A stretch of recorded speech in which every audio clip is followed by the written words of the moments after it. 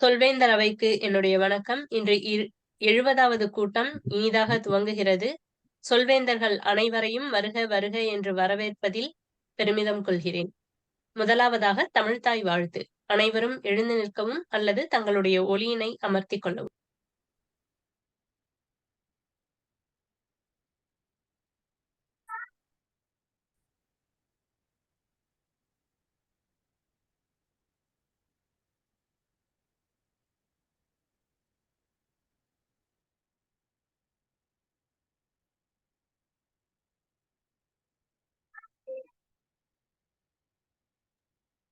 பாக்யா, ஒலி அளவு எனக்கு தான் கேட்கலையா இல்ல எல்லாருக்கும் கேட்கலையான்னு தெரியல.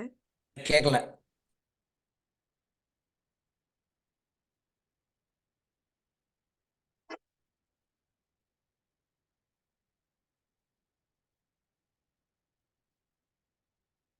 நான் மறுபடியும் முதல்ல இருந்து போடுறேன்.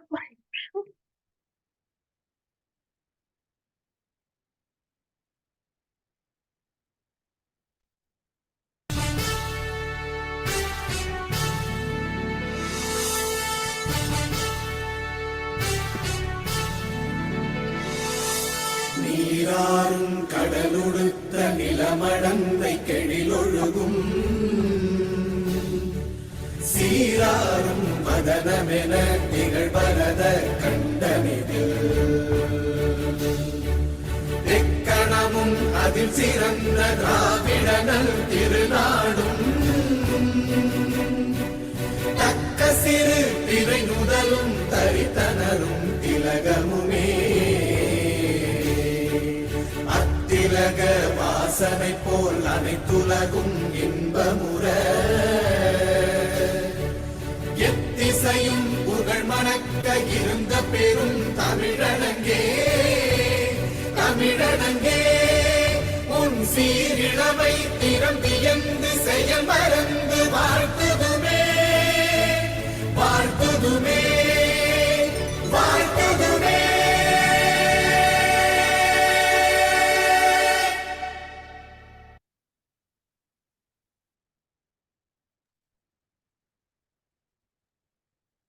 நன்றி.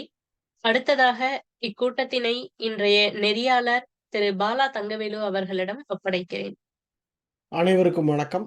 சொல்வேந்தர் மன்றம் 70வது கூட்டத்தில் நாம் அனைவரும் குழுமி இருக்கிறோம்.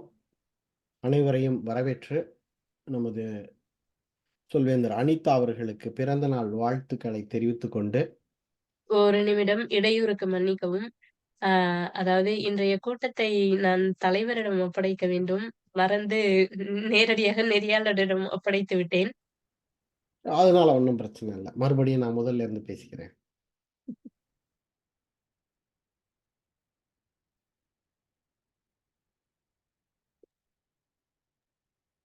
சொல்வேந்தர் அவைக்கு என்னுடைய வணக்கங்கள். இந்த 70வது கூட்டத்தை நாம் அனைவரும் சிறப்பாக தொடங்கியுள்ளோம். இன்று பேசவிருக்கும் கண்ணனின் பேச்சை ஆவலாக நான் எதிர்பார்த்து கொண்டிருப்பதால் நான் என்ன செய்ய போகிறேன் என்றால், இந்த கூட்டத்தை நெறியாள்கை செய்ய பாலா தங்கவேல் அவர்களை அழைக்கிறேன். வாங்க பாலா அவர்களே. அனைவருக்கும் வணக்கம். கூறியது கூறல் தமிழ் இலக்கணப்படி தவறு என்பதால் விட்ட இடத்திலிருந்து தொடருகிறேன்.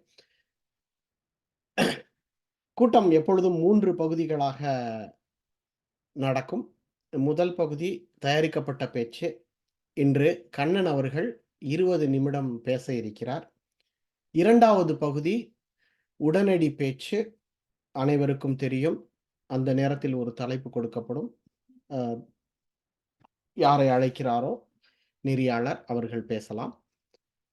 அடுத்து 3வது கட்டம் மதிப்பீடு. இந்த கூட்டம் எப்படி இருந்தது, பேச்சு என்னென்ன மதிப்பீடு செய்ய வேண்டுமோ, பின்னூட்டங்கள் அதெல்லாம் மதிப்பீட்டில் வரும் என்று கூறி, இப்போ இன்று திருக்குறளில் இருந்து ஆரம்பித்தால் நன்றாக இருக்கும். அதனால விஜயலட்சுமி அவர்கள் ஒரு சிறந்த திருக்குறளை இயம்புவதற்காக இங்கே வந்துள்ளார். அதனால் விஜயலட்சுமி அவர்களே வாருங்கள். மீண்டும் சொல்வேந்தர் அவைக்கு என்னுடைய வணக்கம். அனைவரும் அதிகமா நம்ம சின்ன வயசுல இருந்து திரும்ப திரும்ப கேட்டுக்கொண்டே இருந்த ஒரு குறளையே மீண்டும் என்று நினைவு கூற விரும்புகிறேன். நம்ம பள்ளிக்கூடத்துல இந்த குரலை ஒரு முறையாவது, ஒரு ஆண்டிற்கு ஒரு முறையாவது கேட்காம இருந்திருக்கவே மாட்டோம். முயற்சி திருவினையாக்கும், முயற்சின்மை இன்மை புகுத்திவிடும். இது சொல்லாத ஆசிரியர்களே இருக்க மாட்டாங்க. எந்த மாணவனா இருந்தாலும் தேர்வுக்கு முன்னாடி இந்த குரலை ஒரு முறை கேட்டிருப்போம். ஏன்னா, நாம படிக்கும்போது இதுதான் நமக்கு மிகப்பெரிய ஒரு உத்வேகத்த ஒரு கொடுக்கறதுக்காக பயன்படுத்திய ஒரு குரலா இருக்கும். அந்த வகையில முயற்சின்றது வெறுமனே நம்ம ஒரு காரியத்த தொடங்குறோம், அந்த காரியத்த நம்ம செய்றோம்ன்றது கிடையாது. எந்த ஒரு செயலை செய்தாலும், அந்த செயல நம்ம முழுமையான ஈடுபாட்டோட செய்யணும்.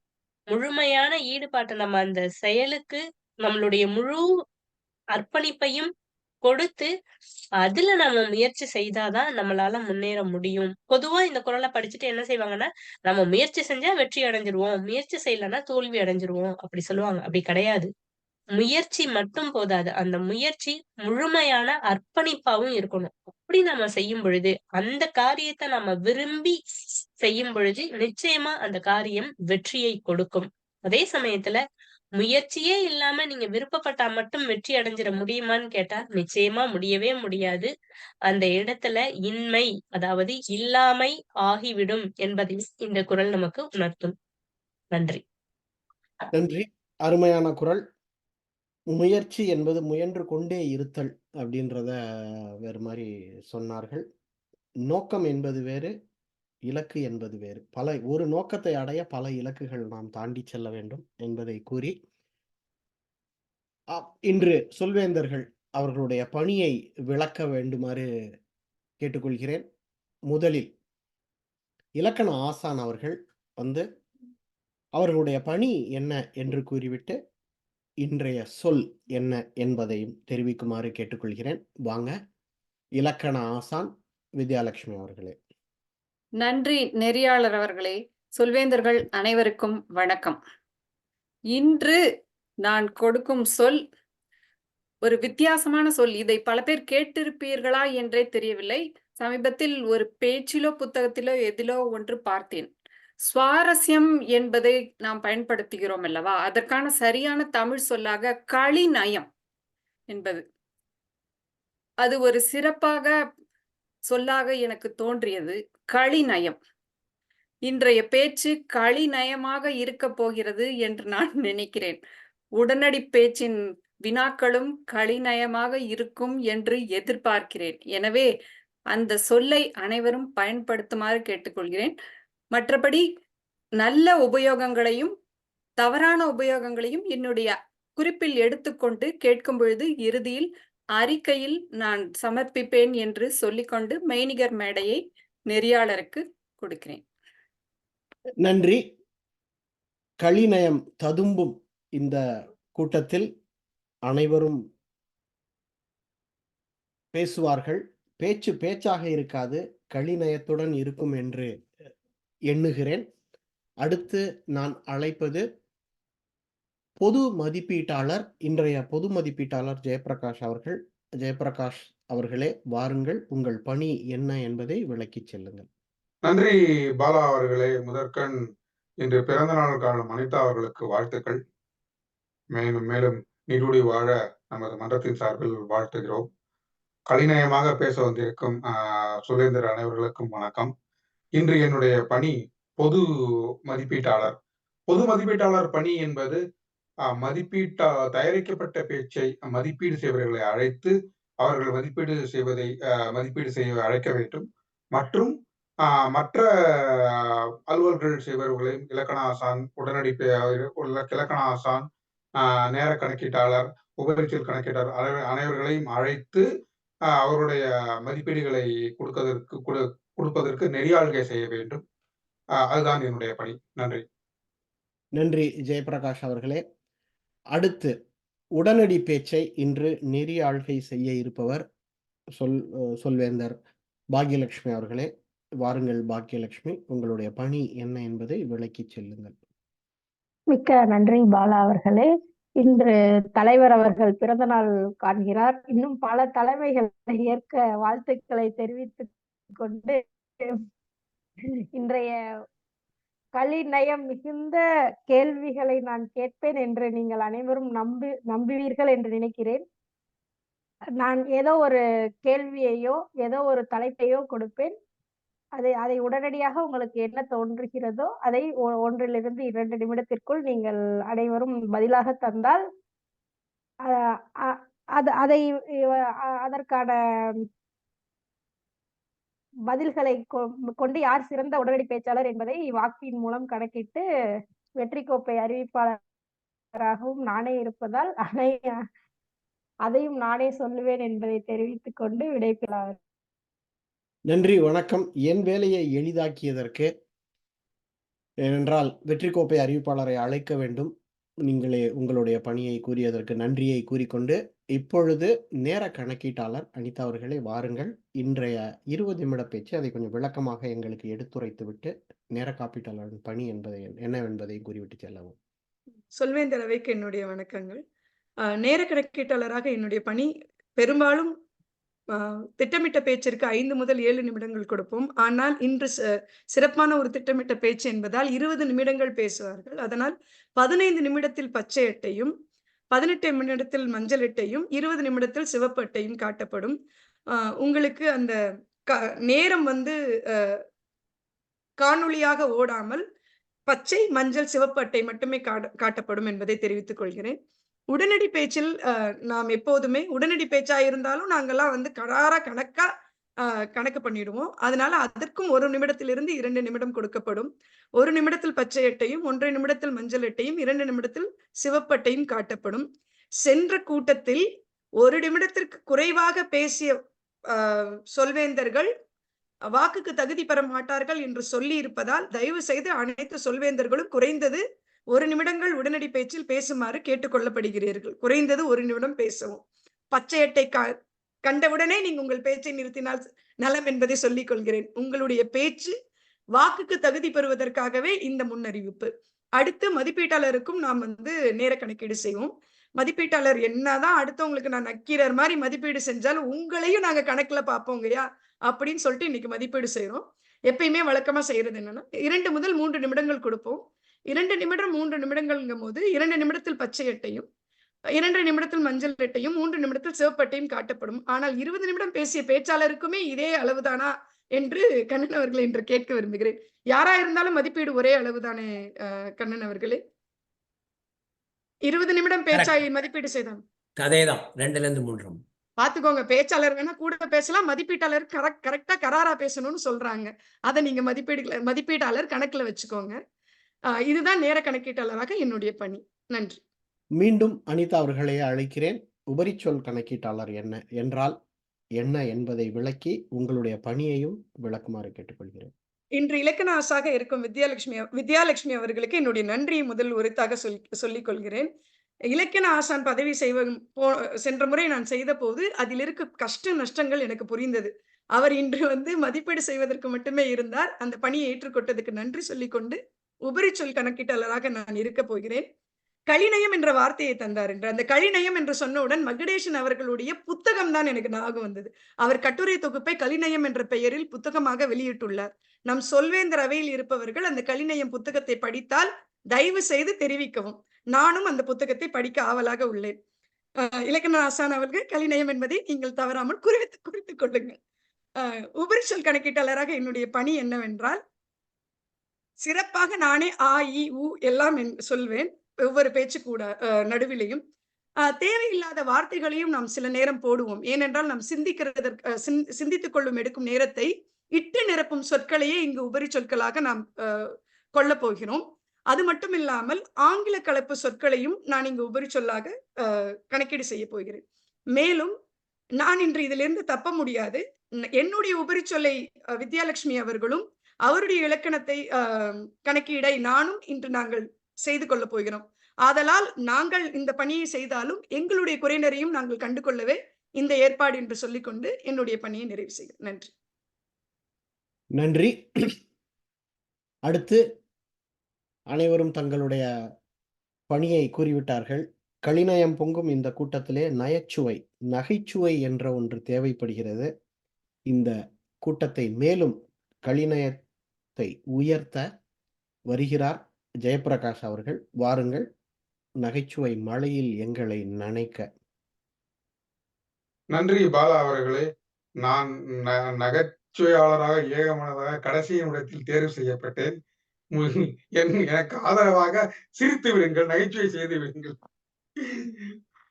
அதாவது எப்படின்னா, நான் புதுசா எதுவும் நகைச்சுவை சொல்ல போறதில்ல. நடந்த சம்பவத்தை மட்டும்தான் சொல்லலாம்னு பார்க்கிறேன். இந்த இந்தியால இருந்து அமெரிக்காவுக்கு விமானத்துல கிளம்பி வரணுங்கிறது ரொம்ப கடினமான விஷயம். ஒரு காலத்துல எங்க அம்மாலாம் திருச்சியில இருந்து மலைக்கோட்டை விரைவு வண்டி 9 மணிக்கு கிளம்புதுன்னா 8:30க்கு ஒரு டம்ளர் பால் குடிச்சிட்டு போடாம்பாங்க. அதாவது புகை வண்டியை விட்டாலும் பரவாயில்ல, பால் குடிச்சிட்டு போகணும்னு சொல்லுவாங்க. அவ்வளவு பாசம் என் மேல. அப்படிதான் இருக்கும். புகை வண்டிக்கே இந்த நிலைமைன்னா விமானத்துக்கெல்லாம் கேட்டு பாருங்க. அவன் என்னுடைய குடும்பத்துக்கு 4, 2, 8 பொட்டி கொடுக்குறான்னா, நாங்க 12 பொட்டி ஆக்க பார்ப்போம். அந்த மாதிரி. அதுல அங்கதான் இந்தியால இருந்தாலும் சண்டை மனைவிக்கு கணவனுக்கும் வரும் பாருங்க. அத சொல்லி மாளாது. நான் எதுவுமே எடுத்துட்டு வரக்கூடாதுன்னு நினைக்கிற ஒரு கணவன்.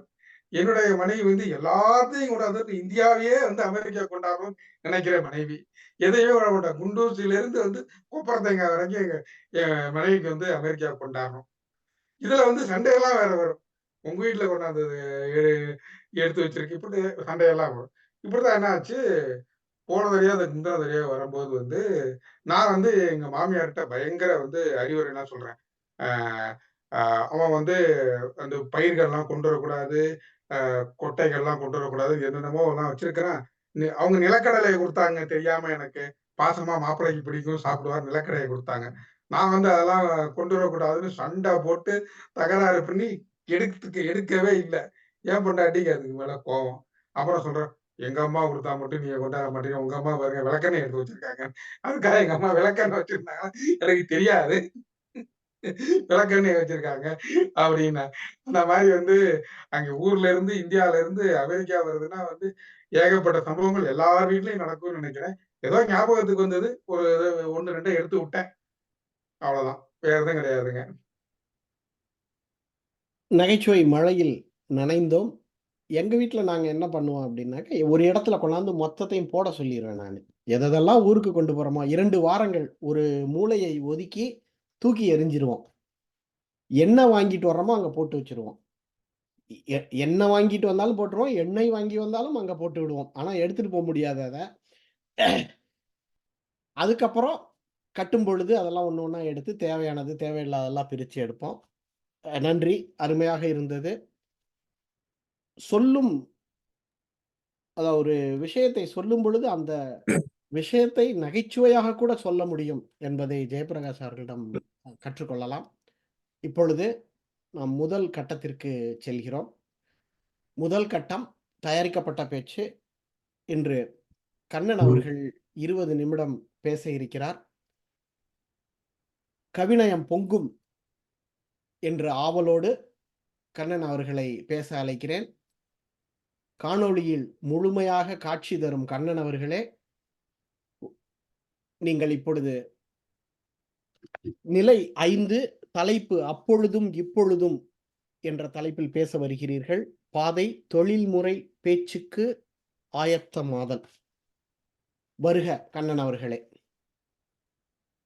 நன்றி நெறியாளர் அவர்களே. சொல்வேந்தர் அனைவருக்கும் முதற்கண் எனது வணக்கத்தை தெரிவித்துக் கொள்கிறேன்.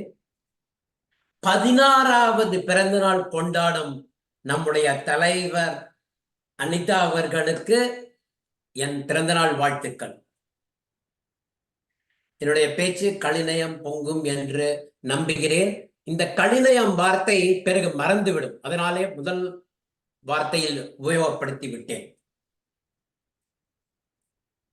இன்றைக்கு நான் எதை பற்றி பேசப் போகிறேன் என்றால், அப்பொழுதும் இப்பொழுதும். நான் அப்பொழுதும் சொல்றது போன நூற்றாண்டெல்லாம் கிடையாது. இந்த 40 வருஷத்துல தமிழகத்துல அப்ப எப்படி இருந்துச்சு, இப்ப எப்படி இருக்கு, ஒரு ஒப்பீட்டு ஆய்வு அப்படின்னு சொல்லுவாங்க தமிழ்ல.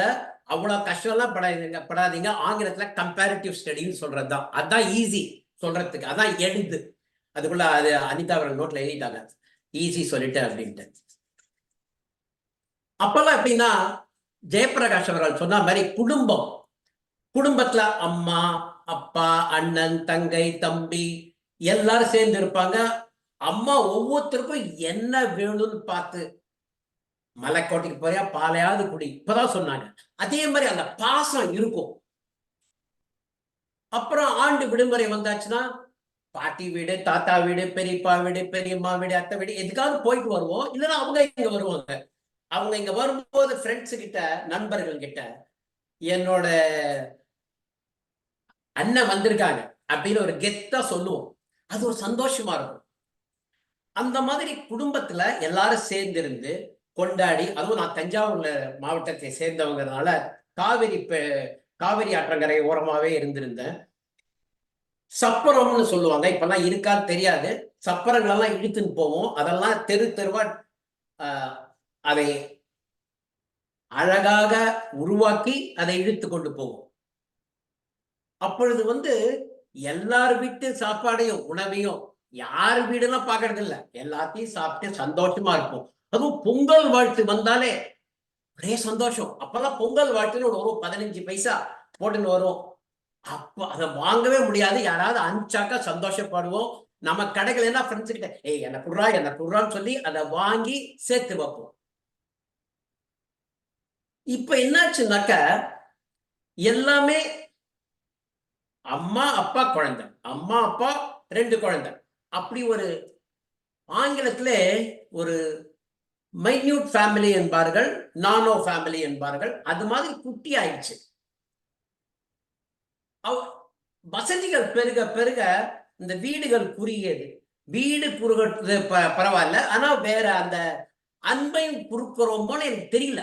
நான் அதை ஒரு தப்பா சொல்லல. எங்க ஊர்ல என்ன ஆகும்னாக்க, ஒரு தெருல ஒரு வீட்டுல பெரிய முத்தம் இருக்கும். 2 வீடு சேர்ந்து முறுக்கு சுத்துவாங்க. நாங்களாம் சம்பந்தமே கிடையாது. யாரோ ஒரு வீடு அவங்க முறுக்கு சுத்துறாங்கன்னா அங்க போயிடும். அங்க போய் அப்படி போய் நிற்போம். அவங்க 2 முறுக்கு கொடுப்பாங்க. அவங்களுக்கு எங்களை ஒரு உறவும் கிடையாது. ஆனா கூட அந்த எங்களை பார்த்தோன்னே முறுக்கு அப்படியே எடுத்து கொடுப்பாங்க. இப்பெல்லாம் அந்த மாதிரி செய்ய முடியுமான்னு தெரியாது. உடனே ட்ரெஸ்பாசிங்ல போட்டுருவாங்க. அதாவது ட்ரெஸ்பாசிங் நான் தமிழ்லாம் பார்க்கலைங்க, அது மாதிரி பண்ணுவாங்க. என்னுடைய நண்பர் ஒன்று சொன்னார், ஒரு பகிர்வை பகிர்ந்து கொண்டார். அதை ஒரு நிகழ்ச்சியை பகிர்ந்து கொண்டார். அதை நான் ஆங்கிலத்திலையும் பேசியிருக்கேன். இது உண்மையாகவே நடந்தது. அவருடைய குழந்தை ஒரு 10 வயது இருக்கும். பாம்பேயில் டாடா கன்சல்டன்சி சர்வீஸில் வேலை பார்த்து கொண்டிருக்கிறார். அவர் வீட்டுக்கு போனோம், அவங்க அம்மா வீட்டுக்கு. அந்த பாட்டி தாத்தாக்கு இந்த பேரன் ஒரு 5-6 வருஷம் கழிச்சு வரான். எப்படி இருப்பா போட்டோலையே பார்த்திருக்கிறது, நேர பார்க்கறதுக்கு ரொம்ப சந்தோஷமாக அவங்களா இருந்தாங்க. அந்த அம்மா எல்லா சாப்பாடும் விதவிதமா பண்ணிட்டு, அந்த பேரன் வருவான் அவனுக்கு கொடுக்கணும் அப்படின்ட்டு. அந்த பேரனுக்கு நிறைய எல்லாம் பண்ணி அந்த பேரன் நல்லா சாப்பிட்டான். பேரன் புது சாப்பாடு, அதுவும் அவங்க பாட்டி தாத்தா அன்போட விட்டுறது, நல்லா சாப்பிட்டான். ஆனா ஒண்ணுமே சொல்ல, சாப்பிட்டு போயிட்டான். அந்த அம்மாக்கு அந்த பாட்டிக்கு, அதாவது அம்மானா அந்த பாட்டிக்கு ஒரே சோகம் தாங்கல, அழ ஆரம்பிச்சிட்டாங்க. என்னத்துக்கு அழறாங்கன்னு அவங்க பையனுக்கு புரிஞ்சிடுச்சு. அவன் அந்த பேரனை கூப்பிட்டான். ஏண்டா எங்க அம்மா உனக்கு சமைச்சு போடுறது பிடிக்கலையா? ரொம்ப பிடிச்சிருந்தே. பின்னே ஒண்ணுமே சொல்லவே இல்லை, பாட்டி கிட்ட சொல்ல வேணாமா நல்லா இருக்குன்ட்டு? நான் தான் ஒரு லைக் போட்டேனே வாட்ஸ்அப்ல. அந்த பாட்டிக்கு வாட்ஸ்அப் லைக் எல்லாம் புரியாது. அது வேற இந்த 40 வருஷத்துலயே மாறி இருக்கு. அதாவது அன்பை அவன் பகிர்ந்து தான் இருக்கான், ஆனா வேற மாதிரி அந்த முறை வேறையா மாறிடுது. நமக்கு அதெல்லாம் பழகிடுச்சான்னு தெரியல. இன்னைக்கே பார்த்தோன்னா என்னுடைய மதிப்பீட்டு படிவத்தை என்னுடைய மதிப்பீட்டாளர் ஏன் அனுப்பல அப்படின்னாங்க. நான் குறுஞ்செய்தியில் தான் அனுப்புவேன். இந்த கைபேசியை உபயோகப்படுத்துவது எனக்கு அவ்வளவாக தெரியவில்லை. சரி அதை விடுங்க, இன்னும் நான் கலிநயம் கலிநயம் பொங்கும் பேச்செல்லாம் இனிமேதான் இருக்கு. சரி, விளை நிலையத்துக்கு போலாம் அப்படின்னாக்க இப்ப தஞ்சாவூர்ல வந்து தண்ணியே வரதில்லையாங்க. என்ன பண்ணிட்டாங்கன்னா, பல கிராமத்துல தண்ணி ஓரமா இருக்கிற பல கிராமங்கள்லாம் தண்ணி இல்லைன்னு சொல்லிட்டு போர் பம்புக்கு தமிழ்ல என்னன்னு தெரியல, போர் பம்ப் எல்லாம் போட்டு பார்த்தாங்க, தண்ணி ஒண்ணும் வரல. அப்படியும் வரல, ஏன்னா அந்த வறண்டு போயிடுச்சு அந்த இடம்லாம். அந்த இடம்லாம் வயலா இருந்த இடம்லாம் இப்ப வீடு கட்டி ஃபார்ம் ஹவுஸ் அப்படின்னு விற்கிறாங்க. அந்த ஒரு 2-3 மரம் இருக்கு, ஃபார்ம் ஹவுஸ்ன்னு வாடகைக்கு விடுறாங்க, இல்லைன்னா வித்துடுறாங்க. நிறைய விளை நிலம் வந்து அப்படியே வீடு ஆயிடுச்சு. மனை நிலம்னு சொல்லுவாங்கல்ல, அது மாதிரி வீடு ஆயிடுச்சு. எல்லா இடத்துலயும் போனாக்கா எல்லாமே வீடு மனை விற்க வாங்க அப்படின்னு வயல் நிலம்லாம் அப்படி ஆயிடுச்சு.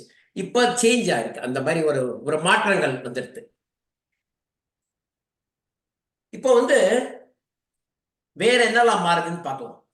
நாங்கெல்லாம் என்ன பண்ணுவோம்னாக்க எதையுமே விட்டு வைக்க மாட்டோம். சின்ன வயசுல அரிசி, அந்த நெல்லெல்லாம் நெல்லை வந்து அரிசி ஆக்கிட்டு அதுல தவிடெல்லாம் எடுப்பாங்க. அப்புறம் உமி இருக்கும், அந்த உமி வந்து ஒண்ணுமே பண்ண முடியாது. அதை என்ன பண்ணுவாங்கன்னாக்க நெருப்புல வச்சு எரிச்சிருவாங்க. எரிச்சிட்டு உமிக்கரின்னு சொல்லிட்டு அதுல உப்பை சேர்த்துருவாங்க.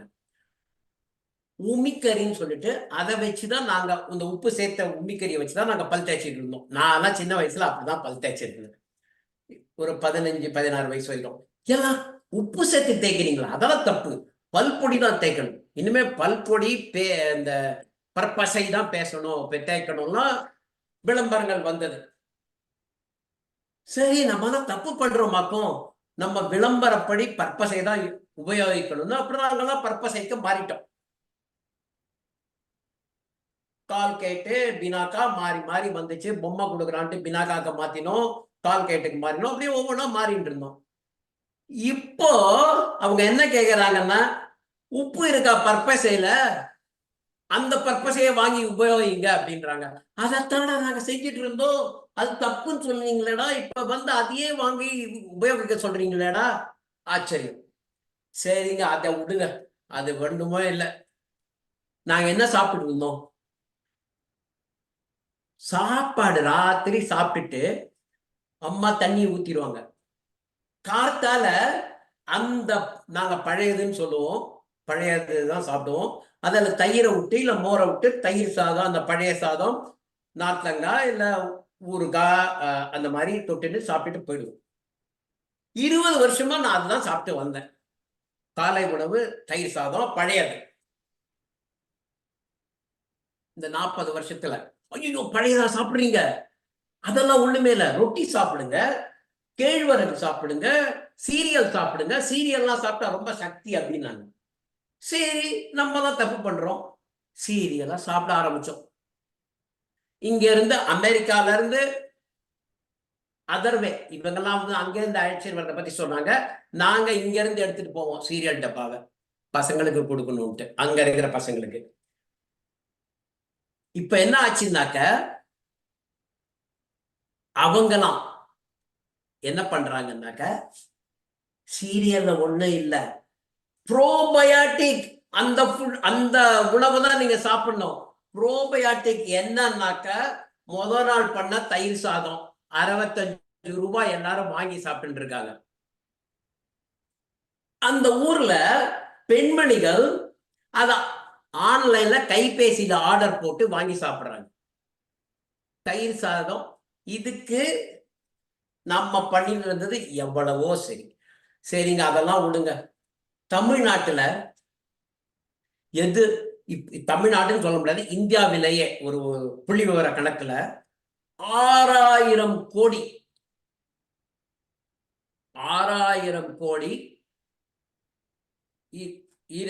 வியாபாரம் செய்யக்கூடியது அழகு சாதன பொருட்கள். அழகு சாதன பொருட்களை வந்து அமெரிக்க நிறுவனங்கள், பிரான்சு நாட்டு நிறுவனங்கள், இங்கிலாந்து நாட்டு நிறுவனங்கள்லாம் போட்டி போட்டுக்கொண்டு பெங்களூர், சென்னை, ஹைதராபாத் எல்லா இடத்துலையும் கேம்ப் போட்டு வித்துட்டு இருக்காங்க. நம்மளுடைய பெண்மணிகள், நம்மளுடைய எல்லாருமே நம்ம எல்லாம் என்ன பண்ணுவோம், அமெரிக்கர் என்ன சொன்னாலும் அதான் கரெக்ட், அதான் சரி அப்படின்னு சொல்லிட்டு அதெல்லாம் வாங்கி பூசிக்கிட்டு இருந்தோம். 40 வருஷம் முன்னாடி எங்க அம்மா என்ன பண்ணுவாங்கன்னாக்கா, இந்த பொங்கல்லாம் முடிஞ்சோன்னா இந்த இஞ்சி மஞ்சள்லாம் எடுப்பாங்க. அந்த மஞ்சளெல்லாம் காய வச்சுட்டு இந்த குளத்துலயோ ஆத்தங்கரையிலயோ போகும்போது அந்த மஞ்சளை உரசி பூசிப்பாங்க. எங்க அக்காவும் அப்படிதான் பண்ணிட்டு இருந்தாங்க. வீட்டுல இருக்கும்போது சென்னைக்கு வந்த போதும் ஒரு சின்ன செங்கல், ஒரு கருங்கல் எடுத்து வச்சுட்டு இருப்போம். செங்கலோ கருங்கல்லோ அதுல தேய்ச்சி அதில் போட்டுப்பாங்க. என் பொண்டாட்டி நான் வந்து பொண்டாட்டியை வந்து கல்யாணம் பண்ணிக்கிறதுக்கு முன்னாடி அவன் முதல்ல சொல்லிட்டான். நானே என்ன பண்ணேன், நமக்கு கொஞ்சம் அது கல்லூரி மாணவி மாதிரி செலக்ட் பண்ணாக்க, தேர்ந்தெடுத்தாக்க நமக்கு ப்ராப்ளம், நம்ம யாரும் செலக்ட் பண்ண மாட்டாங்கன்னு சொல்லிட்டு ஸ்கூலுக்கு போற பொண்ணை பார்த்து கல்யாணம் பண்ணிக்கினேன். அந்த பொண்ணு முதலையா கிளீனா சொல்லிடுச்சு, உஷாரா, என்ன வந்து மஞ்சள் கிஞ்செல்லாம் போட்டுக்க சொல்லக்கூடாது, நான் ஒன்றும் போட்டுக்க மாட்டேன், நான் ஃபேர் அண்ட் லவ்லி உனி தான் போட்டுப்பேன்னு சொல்லிடுச்சு. ஓகே அப்படின்னு. இப்போ அழகு சாதனை என்ன தெரியுமா? Turmeric pack. அதுதான் 1500 ரூபாய். ஒரு வேலைக்கு போட்டுக்கிறதுக்கு 1500 ரூபாய். நம்ம என்ன பண்ணிட்டு இருந்தோமோ அதே வெளிநாட்டு நிறுவனங்கள் வாங்கி நமக்கே விற்கிறாங்க. அதையும் நம்ம பார்த்துட்டு தான் இருக்கோம். சரிங்க, இப்படியே சொல்றீங்க, எப்பவும் இதே சொல்றீங்க, வேற ஒன்னும் உருப்படியா 40 வருஷத்துல ஒண்ணுமே இல்லையா? ஏன் இல்லைங்க, 40 வருஷத்துல ஒரு பெண்மையின் மேலாண்மை, அதாவது விமன்ஸ் எம்பவர்மெண்ட் என்று ஆங்கிலத்தில் சொல்வார்கள். எவ்வளவு பெண்கள் நிறுவனத்தின் தலைவர்களாக விளங்கி நிறுவனத்தை மிகச்சிறந்த பாதையிலும் எடுத்துக்கொண்டு போயிருக்கிறார்கள். நான் படிக்கும் போது 1-2 தான் இன்ஜினியரிங் காலேஜ், 2 மெடிக்கல் காலேஜ் தமிழ்நாட்டுல, 1 தஞ்சாவூர்ல நினைக்கிறேன், தஞ்சாவூர்ல, அப்புறம் 1 சவுத்துல. இப்போ நிறைய பொறியியல் கல்லூரி, நிறைய அறிவியல் கல்லூரி, என்ன வேணாலும் நமக்கு பிடித்த படிப்பை படிக்கலாம். அப்பொழுதெல்லாம் நான் படிக்கும் பொழுது வேலை கிடைக்கும் படிப்பை தான் படிப்போம். நமக்கு பிடித்ததோ பிடிக்கலையா, வேலை பார்த்தாச்சு, அப்பா அவ்வளவுதான், வேலை பார்த்தாச்சு, அந்த வாழ்க்கை முழுவதும் அதே கம்பெனியில குப்பை கொண்டு வந்துடலாம். இப்போ அப்படி இல்லை, நமக்கு விரும்பியதை படிக்கலாம், வாய்ப்புகள் அதிகம். வாய்ப்புகளை தேடி அழகாக போய் எல்லாத்தையும் பார்த்துக்கின்னு வாய்ப்பையும் தேடி என்ன பிடிச்சிருக்கோ அதை படிச்சு பெரிய ஆள் ஆகலாம், ஆராய்ச்சியும் செய்யலாம். அந்த மாதிரி வாய்ப்புகள் இப்பொழுது குவிந்து இருக்கின்றன. அதெல்லாம் 40 வருடத்தில் நான் அடைந்த முன்னேற்றம் இல்லைன்னு சொல்ல முடியாது. வசதிகள் பெருகி இருக்கின்றன. நினைச்சா பெங்களூர் போகலாம், சென்னையில இருந்து மாலை நினைத்தா போயிட்டு வரலாம். அதெல்லாம் ஒரு அருமையான வசதிகள். அதனால 40 நாள்ல முன்னேற்றமும் இருக்கு. சிலருக்கு அந்த மாதிரி அனுபவங்களை பொறுத்து நமக்கு என்ன பிடிச்சிருக்குன்னு பார்த்துக்கிட்டு அதுக்கு தகுந்த மாதிரி இது பண்ணலாம். இது இருக்கு. அதுக்கு தகுந்த மாதிரி வியாதிகளும் இருக்கு. அது என்னன்னு தெரியல, முன்ன இந்த மாதிரி வியாதிகளே இல்லையா, இல்ல இப்பதான் வியாதிகள் இருக்கா தெரியல.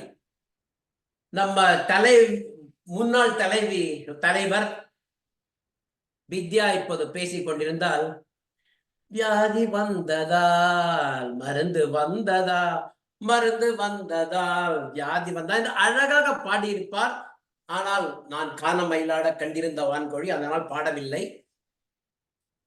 நிறைய முன்னேற்றங்கள், நம்ம முன்னேற்றத்தை உண்டி பார்த்துட்டு இருக்கலாம். முன்னேற்றத்தை சந்தோஷமா ஏற்றுக்கொண்டு முன்னேறலாம். அதுக்கு முன்னாடி நான் ஒரு படித்ததில் பிடித்ததுன்னு ஒரு கவிதை ஒண்ணு உங்களுக்கு படிக்க ஆசைப்படுகிறேன். இதை முடித்துக்கொண்டு என்னுடைய உரையை முடித்துக் கொள்கிறேன். இந்த கவிதை ரொம்ப ரொம்ப எனக்கு பிடித்தது. நட்பு உடைந்து முகநூல் ஆனது, சுற்றம் உடைந்து வாட்ஸ்அப் ஆனது, வாழ்த்துக்கள் உடைந்து ஸ்டேட்டஸ் ஆனது, உணர்வுகள் உடைந்து ஸ்மைலியாய் ஆனது. குளக்கரை உடைந்து குளியலறை ஆனது. நெற்களம் உடைந்து கட்டடம் ஆனது. இதை பார்த்தோன்னே எனக்கு ரொம்ப டச்சிங்கா இருந்தது. ஏன்னா நான் தஞ்சாவூர் ஆளு. காலநிலை உடைந்து வெப்பமயம் ஆனது. வளநிலம் உடைந்து தரிசாய் ஆனது. துணிப்பை உடைந்து நெகிழி ஆனது. அங்காடி உடைந்து அமேசான் ஆனது. விளை நிலம் உடைந்து மனை நிலம் ஆனது. நான் பார்த்துட்டே இருந்தேன். ஒத்தையடி உடைந்து 8 வழி ஆனது. எல்லாத்தையும் இடிச்சிட்டு 8 வழி ஆட்டாங்க. கடிதம் உடைந்து இமெயில் ஆனது. விளையாட்டு உடைந்து வீடியோ கேம் ஆனது. புத்தகம் உடைந்து இபுக் ஆனது. சோறு உடைந்து ஓட்ஸாய் போனது. இட்லி உடைந்து பர்கர் ஆனது. தோசை உடைந்து பிட்சா ஆனது. குடிநீர் உடைந்து குப்பையில் போனது. பசும்பால் உடைந்து பாக்கெட் ஆனது. வெற்றிலை உடைந்து பீடா ஆனது. தொலைபேசி உடைந்து கைபேசி ஆனது. நூலகம் உடைந்து கூகுளாய் போனது. புகைப்படம் உடைந்து செல்ஃபியாய் ஆனது. மனிதம் உடைந்து மதவெறி ஆனது. அரசியல் உடைந்து அருவருப்பானது. பொதுநலம் உடைந்து சுயநலம் ஆனது. பொறுமை உடைந்து அவசரமானது. ஊழல் உடைந்து விவாகரத்து ஆனது. இதெல்லாம் மாற்றங்கள். தமிழ்நாட்டில் புள்ளி விவரத்தின்படி விவாகரத்து 5% உயர்ந்து இருக்கிறது. இந்த மாற்றங்கள் தேவையா? சில மாற்றங்களை வரவேற்கிறோம். எல்லா மாற்றங்களும் தேவைதானா என்று சிந்திக்க கூறிக்கொண்டு நல்ல வாய்ப்பு அளித்த சொல்வேந்தருக்கு நன்றி கூறி மறுபடியும் பிறந்தநாள் வாழ்த்தை சொல்லிக்கொண்டு விடைபெறுகிறேன். வணக்கம். நன்றி. அருமையான பேச்சு. அன்று மகாபாரதத்திலே கண்ணன் விஸ்வரூபம் எடுத்தார். இன்று விஷுவலிலே இந்த கண்ணன் விஸ்வரூபம் எடுத்திருக்கிறார். வீணாவுக்கு வீணா போடுறதுக்காக சொன்னது அது என்று கூறி நுகர்வு கலாச்சாரம் பற்றி மிகவும் நகைச்சுவையாக கலிநயம் பொங்க பேசினார். ஒரு விஷயம் கூறினார். இன்று தமிழ்நாட்டில் தண்ணீர் கிடைக்கவில்லை என்று. தெருவுக்கு தெரு தண்ணீர் கிடைக்கிறது. ஆனால் அந்த தண்ணீரை எல்லோரும் உபயோகப்படுத்த முடியுமா என்றுதான் பார்க்க வேண்டும். கண்ணன் இன்று பேசியதில் ஒரு பாதியை மட்டும் சொல்லி சென்றது எனக்கு சில வருத்தமாக இருந்தது. என்ன வருத்தம் என்றால் 16 வயது என்று சொன்னார். எத்தனையாவது 16 வயது என்று கூறவில்லை. அதை கூறியிருந்தால் இன்றும் நன்றாக இருந்திருக்கும் என்று கூறி அருமையான பேச்சு. இன்னும் நிறைய பேசுவேன். ஆனால் பின்னூட்டம் கொடுப்பதற்கு மதிப்பீட்டாளர் தயாராக இருக்கிறார். அவர் வேலையை நான் செய்ய விரும்பாத காரணத்தினால் அடுத்து 2வது கட்டத்தை நோக்கி நகர்கிறோம். 2வது கட்டம் உடனடி பேச்சு. அதற்கு முன் ஒரு விருந்தினர் வந்திருக்கிறார். பிரசாத் அவர்களே, உங்கள் திருமுகத்தை காட்டி உங்களை பற்றிய ஒரு சிறு அறிமுகம் செய்து கொண்டால் நாங்கள் அகம் மகிழ்வோம். ஆஹா, இப்படி திடீர்னு நேரம் திருமுகத்தை வர காமிக்க சொல்லிட்டீங்க. ஒரே நிமிஷம் தலையை மட்டும் சீட்டு வந்துடுறேன். ஒரு நிமிஷம் இருங்க. எப்படி இருந்தாலும் அழகே. அவர் வரும் வரை அடுத்த கட்டம் உடனடி பேச்சு. நேர கணக்கீட்டாளராக என் பணியை சொல்கிறேன். அதற்கு முன் நேர கணக்கீட்டாளர் நேரத்தை அளிப்பார். இடையூறுக்கு மன்னிக்கவும். கண்ணன் அவர்கள் திட்டமிட்டே இந்த சதியை செய்துள்ளார். 18 வயதுக்கு மேல் உள்ளவர்களே நம்முடைய தமிழ் சொல்வேந்திரவையில் சேர முடியும் என்று தெரியும். அதனால் இது தெரிந்த பொய் என்றே சொல்லி இருக்கிறார். 18 என்று சொல்லி இருந்தால் இந்த சந்தேகம் யாருக்குமே வந்திருக்கிறது. பாலா அவர்களும் அதுக்கு ஒத்துவது போல் எத்தனாவது 16 என்று கேட்டீர்கள் இல்லையா? அதை நான் கணக்கெடுப்பதை மறந்துவிட்டேன் என்று சொல்லிக்கொண்டு கண்ணன் அவர்கள் 17 நிமிடம் 52 நொடிகள் பேசியுள்ளார். குறிப்பிட்ட காலவரையறைக்குள் பேசியுள்ளார். அவர் வாக்குக்கு தகுதி பெறுகிறார். இனி என்னவாக இருந்தாலும் வாக்கில் அவர் வெற்றி பெறுவார் என்பது நாம் அனைவரும் தெரிந்தது. இருந்தாலும் அதை சொல்லிக்கொண்டு என்னுடைய பணியை நிறைவு செய்கிறேன். நன்றி. நன்றி. அடுத்து இப்ப நாம் உடனடி பேச்சு நெறியாள்கை செய்ய பாகியலட்சுமி அவர்களிடம் ஒப்படைக்கிறேன். அதற்கு முன் நம் விருந்தினர் தயாராக இருக்கும் பொழுது அவரை அழைத்து பேச வந்துவிட்டார் விருந்தினர். வணக்கங்க. வணக்கம். ரொம்ப சந்தோஷம். தங்களை பற்றிய ஒரு சிறிய அறிமுகம் கொடுத்தால் எங்களுக்கு நன்றாக இருக்கும். நன்றிங்க. நான் வாட்ஸ்அப்ல மெசேஜ் பார்த்துட்டே இருந்தேன். சரி திடீர்னு அந்த குரூப்ல இருந்ததுனால இந்த மீட்டிங் போயிட்டு இருக்கு அப்படின்னு சரி போய் பார்த்தா ஏதாவது புதுசா கத்துக்கலாம் அப்படிங்கிற ஒரு எண்ணத்தோட தான் வந்தேன். ரொம்ப அருமையா இருந்தது. என் பேர் பிரசாத் ராஜாராமன். சிகாகோல இருக்கேன். மகேந்திரன் ரொம்ப நல்லா தெரியும். அவர் மூலமாக தான் இந்த வாட்ஸ்அப் குரூப்ல சேர்ந்திருக்கேன். ஸோ ஏதாவது புதுசா கத்துக்கலாம் அப்படிங்கிற எண்ணம் தான். எது இருந்தாலும் எங்கேயும் போய் தமிழை கேட்பதில் சுகம், அறிந்து கொள்வதில் ஆர்வம். அந்த காரணத்துக்காக தான் வந்தேன். ரொம்ப சிறப்பா இருக்கு. நான் கேட்டுட்டு இருக்கேன். அவ்வளவுதான் என்னை பத்தி. வேற எதுவும் சொல்றதுக்கு சிறப்பா ஒண்ணும் இல்ல. நன்றி. இங்கே உடனடி பேச்சு என்ற ஒரு கட்டத்திற்கு செல்கிறோம். உடனடி பேச்சு என்றால் இப்பொழுதுதான் ஒரு தலைப்பை தருவார்கள்.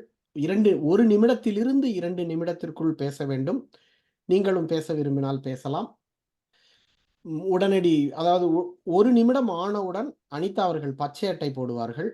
1 1/2 நிமிடம் ஆனவுடன் மஞ்சள் அட்டை, 2 நிமிடம் ஆனவுடன் சிகப்பு அட்டை. அந்த நிறத்தை பார்த்து உங்களுடைய பேச்சை எப்படி பேசலாம் என்று முடிவு செய்து கொள்ளுங்கள். இப்பொழுது இந்த மேடையை பாக்யலட்சுமி அவர்களிடம் ஒப்படைக்கிறேன். உடனடி பேச்சை நெறி ஆள்கை செய்வதற்காக.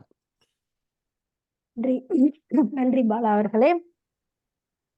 கண்ணன் அவர்கள் சொன்ன ஒரு 16வது பிறந்த நாள் என்பது என்றும் 16 என்றும் எடுத்துக்கொள்ளலாம்.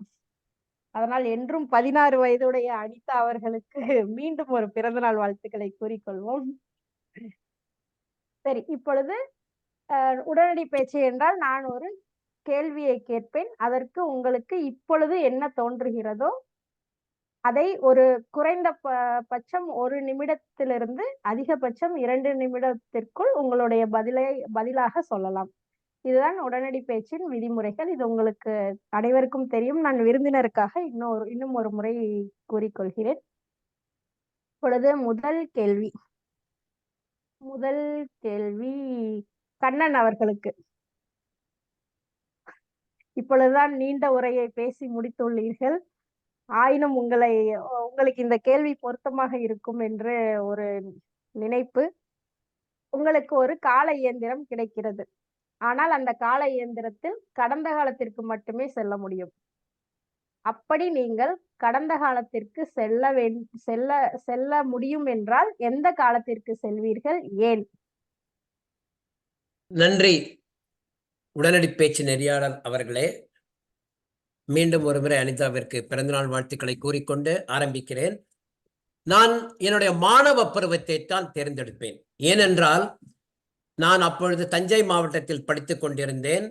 தஞ்சை மாவட்டத்தில் வயல் வரப்பில் ஓடிக்கொண்டு புத்தகப்பையை சுமந்து கொண்டு எங்கள் பள்ளிக்கு செல்வதே ஒரு போட்டியாக இருக்கும். ஒத்தையடி பாதை, அந்த வரப்புன்னு சொல்லுவாங்க. அந்த வரப்பில் தான் ஓடுவோம். போற இடத்தெல்லாம் மாங்காயெல்லாம் அடிச்சுட்டு போய் சாப்பிட்டுட்டு போவோம். யாரும் எந்த கேள்வியும் கேட்க மாட்டாங்க. அப்படியே தண்ணி குடிச்சுப்போம். அந்த இந்த தண்ணி வயல்ல விடுற தண்ணி எல்லாம் குடிச்சிட்டு அப்படியே போயிட்டு இருப்போம். அந்த வாழ்க்கை. அப்புறம் நான் அப்பயே சொன்ன மாதிரி அந்த பொங்கல் திருநாள் இந்த வாழ்த்துக்கள், கரும்பு சாப்பிட்றது, அப்புறம் சப்பரம் இழுக்கிறது, சப்பரத்தை உருவாக்குறது எல்லாமே ஒரு மகிழ்ச்சிகரமான ஒரு கூட்டு முயற்சி. அது ஆங்கிலத்தில் டீம் ஒர்க் என்பார்கள். அது ஒரு கூட்டு முயற்சி. சப்பரம் கட்டுனா ஒரே ஆள் பண்ண மாட்டாங்க. ஒரு ஆள் மரம் எடுப்பாங்க, ஒரு ஆள் இழைப்பாங்க. நாங்கள் பசங்களே சேர்ப்போம். அப்புறம் அதுக்கு கலர் பேப்பர்லாம் ஒட்டுவோம், ஜிகினா பேப்பர்லாம் ஒட்டுவோம். அப்புறம் மாட்டுக்கு நெத்தி இதெல்லாம் போட்டு மாலையெல்லாம் போடுவாங்க. நெத்தினா அதை தண்ணியில் போட்டெல்லாம் அப்படியே உப்பி இருக்கும். அதெல்லாம் போட்டுட்டு அந்த மாடோடெல்லாம் ஓடுறது, எந்த தெரு மாடு வேகமாக ஓடுறதுன்னு பார்க்கறது, அதெல்லாம் ஒரு மகிழ்ச்சியான நேரம். அந்த நேரத்துக்கு போயிட்டாக்க கவலையே இல்லைங்க. ஏன்னா அப்பெல்லாம் நான் எந்த கவலையும் படலை. சாப்பாட்டுக்கு கவலை. யார் வீட்டில் போனாலும் போடுவோம். சாப்பிட்ற நேரத்துக்கு போனால் சாப்பாடு போட்டுருவாங்க. இந்த மாதிரிலாம் அந்த காலம் எல்லாம் அந்த காலகட்டம் வரவே வராதுங்க. அந்த காலகட்டத்துக்கு போகணும்னு ஆசைப்படுறேன். அந்த கால இயந்திரம் எங்கன்னு சொல்லுங்க. அதில் பயணிக்க நான் மிகவும் ஆவலாக இருக்கிறேன். நன்றி. அருமை, அருமை கண்ணன். உங்களுக்கு மலரும் நினைவுகள். உங்களுடைய 16 வயதிற்கு சென்று விட்டீர்கள். அடுத்த கேள்வி ஜெயப்பிரகாஷ் அவர்களுக்கு. எப்பொழுதும் அவர் அருமையான கேள்விகளை எடுத்துக்கொண்டு உடனடி பேச்சுக்கு வருவார். இன்று அவருக்கு ஆன ஒரு கேள்வி. மனிதர்களுக்கு ஒரு புதிய சக்தி கிடைக்கிறது. அது என்னவென்றால் அவர்களுக்கு இறகு முளைத்து விடுகிறது. அவர்களுக்கு இயற்கையாகவே பறக்கும் சக்தி கிடைத்து விட்டது. அப்படி ஒரு சக்தி அனைத்து மனிதர்களுக்கும் இருந்தால் இந்த உலகம் எப்படி இருக்கும், எப்படி இயங்கும் என்று உங்களுடைய கற்பனையில்? அனைவருக்கு நன்றி திரு பாக்யா அவர்களே இந்த கேள்வியை என்னிடம் கேட்டதற்கு. அனைவருக்கும் இறகு வந்துவிட்டது, பறக்கும் சக்தியும் வந்துவிட்டது. அப்படி என்றால் விமான டிக்கெட்டிற்கு முதலில் செலவில்லை. விமான டிக்கெட் தளத்திற்கு சென்று நாம் டிக்கெட் வாங்க வேண்டாம், விலை ஏறிவிட்டதா குறைந்து விட்டதா என்று கஷ்டப்பட வேண்டாம். முதலில் அது ஒரு நல்ல விடயம். அப்படி பறக்கும் சக்தி இருந்து விட்டால் இன்று இரவே சென்னை சென்று விட்டு நாளை காலை திருப்பி வந்து விடுவேன். அது எவ்வளவு தூரம் பறக்க முடியும் என்று, வேகமாக பறக்க முடியும் என்று தெரியவில்லை. அப்படி வேகமாக பறக்க முடியும் என்று தெரிந்தால் என்னுடைய குழந்தைகள் இப்பொழுதே கேட்டுக்கொள்கிறார்கள்.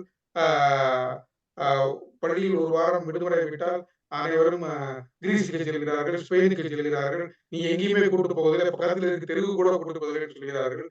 பிள்ளைகளை உடனே வந்து எங்கே கேட்கிறார்களோ வா, உடனே வா என்று அழைத்துக் கொண்டு சென்றுவிடுவேன். இது மிகவும் கடினமான செயலாக இருக்கிறது. பிள்ளைகள் கேட்கும் கேள்விகளுக்கு பதில் சொல்ல முடியவில்லை.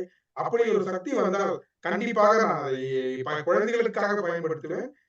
மேலும் வாகன போக்குவரத்து இருக்காது.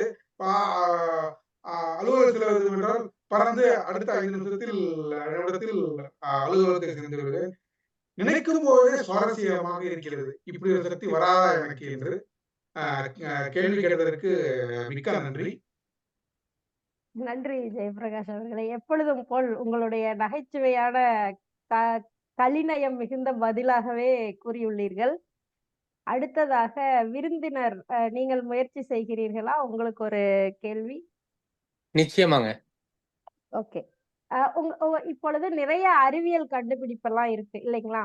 அதுல ஏதாவது ஒரு கண்டுபிடிப்ப இல்லாம செய்யணும், அதாவது அத அழித்து விட முடியும் நம்மனால. இப்ப அந்த மாதிரி ஒரு சக்தி உங்களுக்கு வந்தால் எந்த கண்டுபிடிப்பை இல்லாமல் செய்வீர்கள்? மிக சிறப்புங்க. உடனே பேச வேண்டிய நிர்பந்தம் இருக்கிறதுனால நிறைய அழிக்கணுங்கிற ஆசை இருந்தாலும் எனக்கு தொலைக்காட்சி பெட்டியை வந்துட்டு அழிக்கணும் அப்படிங்கிறதா என்னுடைய முதல் குறிக்கோளா இருக்கும். கைபேசி அப்படின்னு நினைச்ச கைபேசி வந்துட்டு இருக்கட்டும், தொலைக்காட்சி பெட்டியை வந்துட்டு குடும்பத்தோட உட்கார வச்சிருது அப்படிங்கிறது என்னுடைய எண்ணம். தொலைபேசிங்கிறது ஒருத்தருக்கு தான் பாதிக்குது.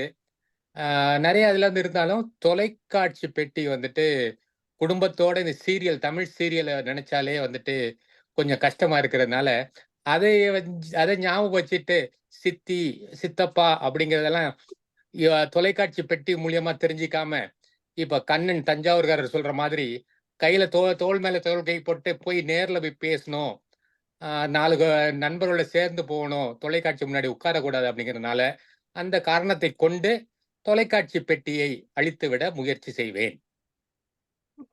மிக அருமையான பதிலுங்க. அதுவும் சீரியல்ல நீங்க ரொம்ப பாதிக்கப்பட்டிருக்கீங்கன்னு நினைக்கிறேன். அதனால அடுத்ததாக நான் தொலைக்காட்சியே பாக்குறது இல்ல. சும்மா நீங்க இந்த இது ரொம்ப இன்ட்ரெஸ்டிங்கா நீங்க வந்து எடுத்துட்டு போறீங்க. உங்க கேள்விகள்லாம் ரொம்ப சிறப்பா இருக்கு. நான் உண்மையிலே சொல்றேன், ஒரு நிமிஷம் எடுத்துக்கிறேன். நான் வாட்ஸ்அப்ல வேற ஏதோ பாக்குறதுக்காக வந்தேன். எங்களுக்கு நான் சிகாகோ தமிழ் சங்கத்துல முன்னாடி தலைவரா இருந்திருக்கேன். இப்போ முன்னாள் தலைவர், சிகாகோ தமிழ் சங்க தலைவர். இப்போ இந்த வாரம் திருக்குறள் மாநாடு இருக்கு. அந்த மாநாட்டுக்கு ஏற்பாடுகள் நடந்துட்டு இருக்கு. அந்த கால்லாம் ஏதாவது இருக்கும், மெசேஜஸ் இருக்கும் அப்படின்னு பார்த்துட்டு போறப்ப இந்த குரூப்ல இது மாதிரி அனிதா போட்டிருந்தாங்கன்னு நினைக்கிறேன். இது மாதிரி ப்ரோக்ராம் போயிட்டு இருக்கு, நீங்க கலந்துக்கலாம் அப்படின்ட்டு. எனக்கு ஒண்ணு மனசுல தோணுது என்னன்னா, போனா ஏதாவது கத்துக்கலாமே, தமிழ் கேட்கலாமே அப்படிங்கிற ஒரு ஆர்வத்தோட வந்தேன். ஆனா அதையும் தாண்டி கண்ணன் பேசிட்டு இருந்தாரு, தஞ்சாவூர்காரர் அப்படிங்கிறாரு. நானும் தஞ்சாவூர் அப்படிங்கிறதுனால அதுலயும் ஒரு பிடிப்பு. ஸோ அதனால அதை தாண்டி பாக்கிய நீங்க கேட்ட கேள்விகள் எல்லாம் இருக்குல்ல, அந்த கேள்விகள்லாம் ரொம்ப சிறப்பான கேள்விகள். இது எனக்கு மனசுல இப்ப என்ன தோணுதுன்னா, நான் ஒரு கெட் டுகெதர் வைக்கும்போது இது மாதிரி கேள்வி எல்லாம் கேட்டு என்ன விளையாடுறதுன்னு தெரியாம இருக்கும், ரைட்? அந்த நேரத்துல இது மாதிரி சிறப்பான கேள்விகளை எடுத்துக்கொண்டு அதை வந்து கெட் டுகெதர்ல வந்துட்டு பேச சொல்லலாம் அப்படிங்கிற அந்த எண்ணமும் வந்தது. ரொம்ப சிறப்பு, ரொம்ப அருமையா இருந்தது. கலந்துட்டதுல எனக்கு மகிழ்ச்சி. உங்களுக்கு வாழ்த்துக்கள். மிக்க மிக்க நன்றி ஒரே ஒரு நிமிடம் பிரசாத் பாக்யா, அவர்களே. இடையூறுக்கு மன்னிக்கணும். அடுத்ததாக வித்யா ஒரே ஒரு நிமிஷம் பாக்யா, இடையூறுக்கு மன்னிக்கணும். பிரசாத் அவர்களே, நீங்கள் இன்றுதான் முதலாக கூட்டத்தில் வந்துள்ளதால் எங்களுடைய கூட்டம் ஒவ்வொரு மாதமும் முதல் மற்றும் 3ஆம் செவ்வாய்க்கிழமைகளில் நடைபெறும். இது இணைய வழியில் நடைபெறுவதால் உங்களுடைய நண்பர்கள் எந்த மாகாணத்தில் இருந்தாலும் வந்து கலந்து கொள்ள சொல்லுங்கள். இதில் உறுப்பினராக இருப்பவர்கள் இன்னும் நிறைய விஷயங்களை கற்றுக்கொள்ள முடியும். அதாவது இப்ப கண்ணன் அவர்கள் பண்ணது ஒரு நிலை எடுத்துக்கொண்டு அந்த பாதையில் அவருடைய திட்டப்பணியை செய்து நமக்கு வழங்கினார். அது நாம் தயாரித்துக் கொண்டு வரும்போது இன்னும் சிறப்பாக செய்ய முடியும். அதனால் நீங்கள் இன்னும் எங்களுடைய தொடர்ந்து பயணிக்க வேண்டும். உங்கள் தமிழ்ச் சங்கத்திலிருந்து நிறைய பேரை கூட்டிக் கொண்டு வாருங்கள். எனக்கு சம்மு ரவி அவர்களை தெரியும். அவர் என்னை கூப்பிட்டார். வர முடியாத காரணத்தினால் ஹூஸ்டன் மாநகரத்தில் இருந்து கண்ணன் முத்து அவர்கள் வருகிறார். ஒரு அணிக்கு தலைவராக இல்ல நடுவராகவோ முத்து நடராஜன் அவர்கள் வருகிறார். மிக்க நன்றி நீங்கள் வந்ததற்கு. உங்களுடைய தொடர்பு எண் இருந்தால் பாலா அவர்களுக்கோ இல்ல பாக்யாவுக்கோ இல்ல எனக்கோ இல்ல ஜேபி அவர்கள், நாங்கள் எல்லாம் மன்றத்தின் அலுவலர்கள், யாருக்கோ நீங்கள் அனுப்பினீர்கள் என்றால் நாங்கள் மேலும் தொடர்பு கொள்வோம். நன்றி. இடையூறுக்கு மன்னிக்கவும் பாக்யா அவர்களே, நீங்கள் உங்களுடைய பணியை தொடரலாம். நன்றிங்க. நான் நிச்சயமா வந்துட்டு முயற்சிக்கிறேன் கலந்துக்கிறதுக்கு. என்னுடைய ஃபோன் நம்பர் வந்து இந்த சேட்லயே போட்டுறேங்க நானு. நன்றி. நன்றி. சரி, மீண்டும் நிகழ்ச்சிக்குள் செல்வோம். அடுத்ததாக வித்யா அவர்களுக்கு ஒரு கேள்வி. நீங்கள் ஒரு நாள் அதிகாலையில் எழுந்திருக்கிறீர்கள் தூக்கத்திலிருந்து. அப்பொழுது நீங்கள் உங்களுக்கு ஒரு புது திறன் வந்திருப்பதை உணர்கிறீர்கள். அந்த திறன் என்னவென்றால், உலகத்தில் உள்ள அனைத்து மொழிகளும் உங்களால் புரிந்து கொள்ளவும் முடியும், பேசவும் முடியும். இந்த திறனை வைத்து நீங்கள் என்னவெல்லாம் செய்வீர்கள்? சொல்வேந்தர் அவைக்கு வணக்கம். நல்ல களிநயம் மிக்க வினாக்களை தொடுத்து கொண்டிருக்கும் உடனடி பேச்சு நெறியாளர் அவர்களே, நல்ல ஒரு கற்பனை. நான் தூக்கத்திலிருந்து எழுகிறேன். ஆஹா, அத்தனை மொழிகளும் எனக்கு கைவசப்பட்டு விட்டது. நான் அறிந்த மொழிகளிலேயே என்று ஒரு தலைப்பிலே நான் பேசியும் இருக்கிறேன். பாரதியார் சொன்னது போல், யாமறிந்த மொழிகளிலே தமிழ் மொழி போல் இனிதாவது எங்கும் காணோம் என்று உணர்ந்தும் இருக்கிறேன். ஆனால் அதையும் தாண்டி மொழியின் மீது, பல மொழிகளின் மீது எனக்கு உண்மையிலேயே பற்று இருக்கிறது. கற்றுக்கொள்ள வேண்டும் என்று ஆர்வமும் இருக்கிறது. இந்த திறன் கிடைத்து விட்டால் உலக நாடுகளுக்கெல்லாம் பறந்து பறந்து பயணம் செய்ய திட்டமிடலாம். ஏனென்றால் ஒவ்வொரு நாட்டிற்கு செல்லும் பொழுதும் அங்குள்ள மக்களிடையே நாம் தொடர்பு கொள்வதற்கும் அவர்களிடம் பேசுவதற்கும் மிகவும் சுலபமாக இருக்கும். அவர்களுடைய எண்ணப்போக்கு, அவர்களுடைய வாழ்க்கை முறை, உணவு ஆகியவற்றை எளிதில் அறிந்து கொள்ளலாம்.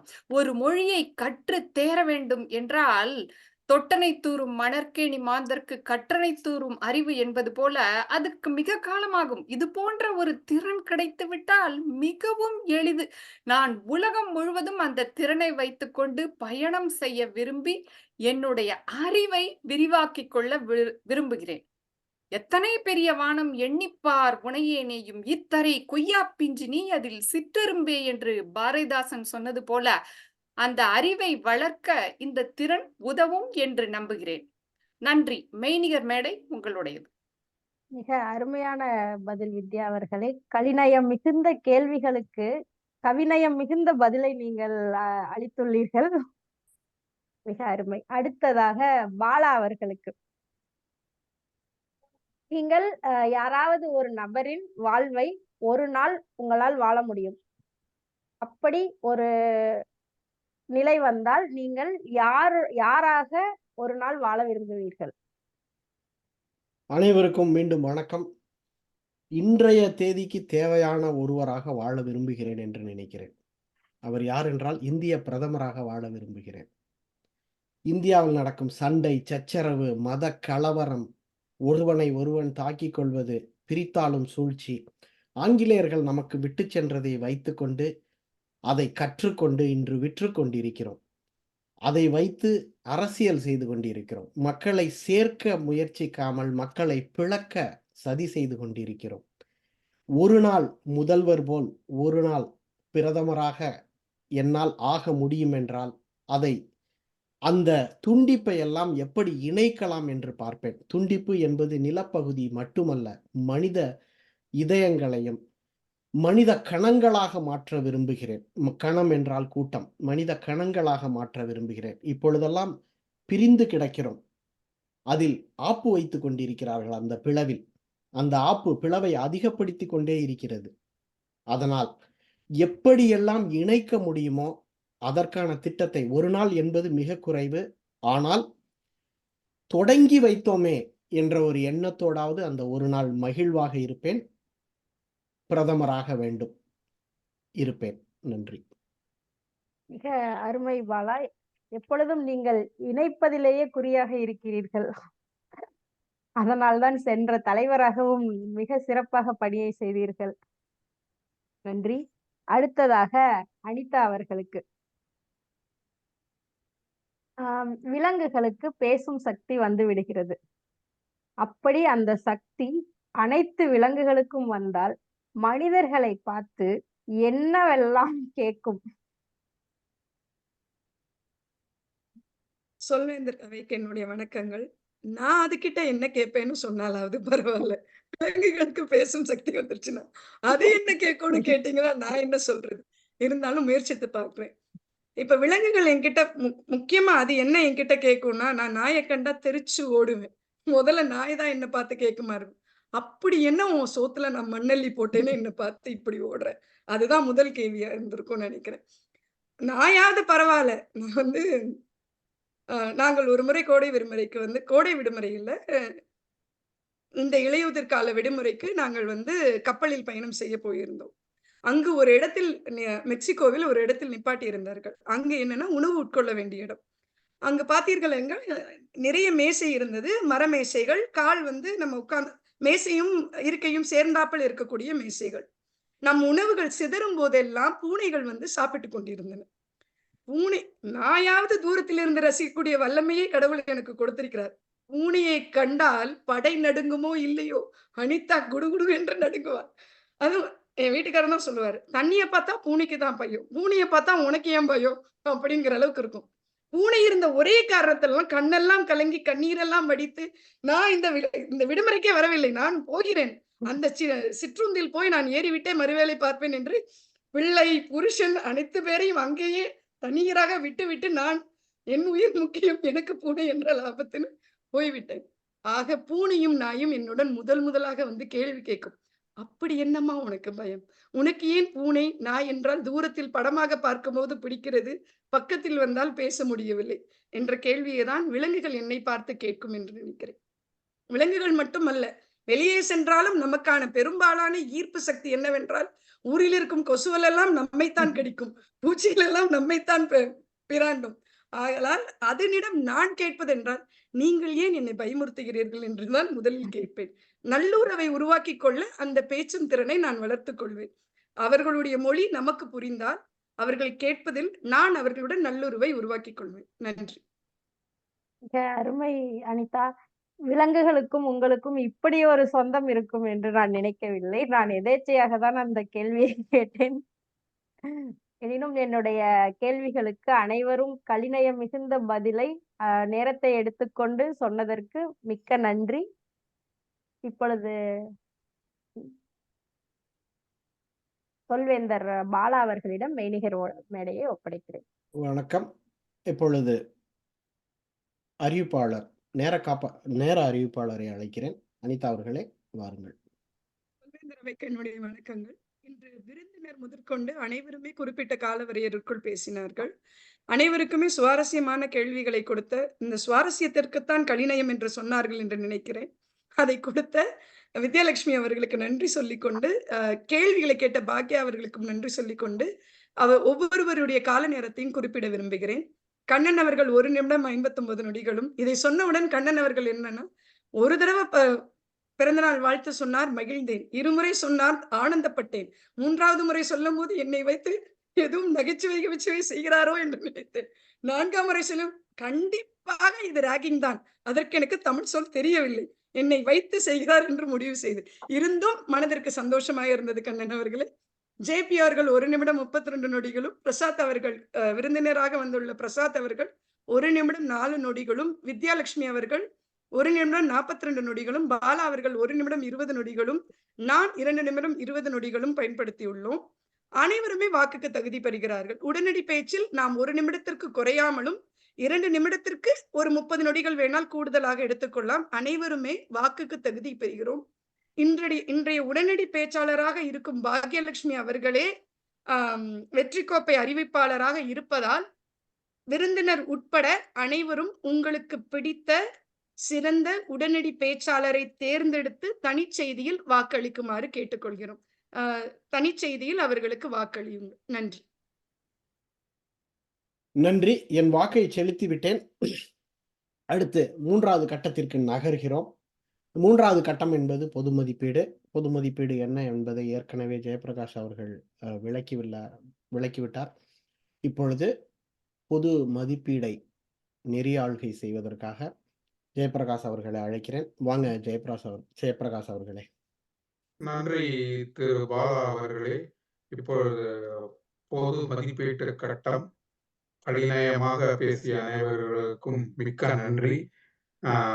பொது மதிப்பீடும் கலைநயமாக இருக்கும் என்று நம்புகிறேன். என்னுடைய தொகுப்பை வழங்குவதற்கு முன் முதலில் தயாரிக்கப்பட்ட பேச்சை மதிப்பீடு செய்ய வித்யாலட்சுமி அவர்களை அழைக்கிறேன். வாருங்கள் வித்யாலட்சுமி அவர்களே. சொல்வேந்தர்கள் அனைவருக்கும் கலைநயம் மிக்க பேச்சை வழங்கியதால் சிறப்பு வணக்கங்கள். முக்கியமாக கண்ணன் அவர்கள் இன்று அவருடைய உடல் மொழி, முதலாவதாக நிற்கும் நிலை, எப்பொழுதுமே என்னுடைய அனுபவத்திலும் பார்க்க போனால் நின்று கொண்டு பேசும் பொழுது அந்த சொற்களின் வேகமும் தங்கு தடையின்றி வருவதும் சிறப்பாக இருக்கும். அது முதலாவதாக நான் குறிப்பிட விரும்புவது. அவர் நின்று கொண்டு பேசியதால் சிறப்பாக இருந்தது.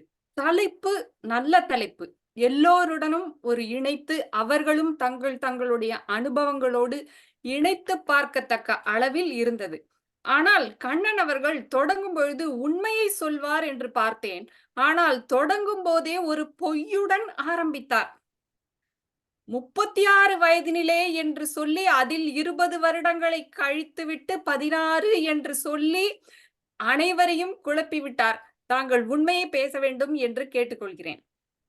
ஒரு கிராமத்தின் குடும்ப வாழ்க்கையை கண் எதிரே சிறப்பாக பல உதாரணங்களுடன் எடுத்து காட்டினார். முறுக்கு சுடுவதானாலும் சரி, சப்பரம் செய்வதானாலும் சரி, பற்பசையை பயன்படுத்துவது என்று பல உதாரணங்களை சிறப்பாக எடுத்து கூறினார். அதில் முக்கியமாக என்னை நான் தொடர்பு படுத்திக் கொள்வது அந்த பினாக்கா பற்பசையுடன் வரும் அந்த குட்டி விலங்குகள். அது எனக்கு மிகவும் சிறப்பாக ஒரு மலரும் நினைவாக நான் சொல்ல விரும்புகிறேன்.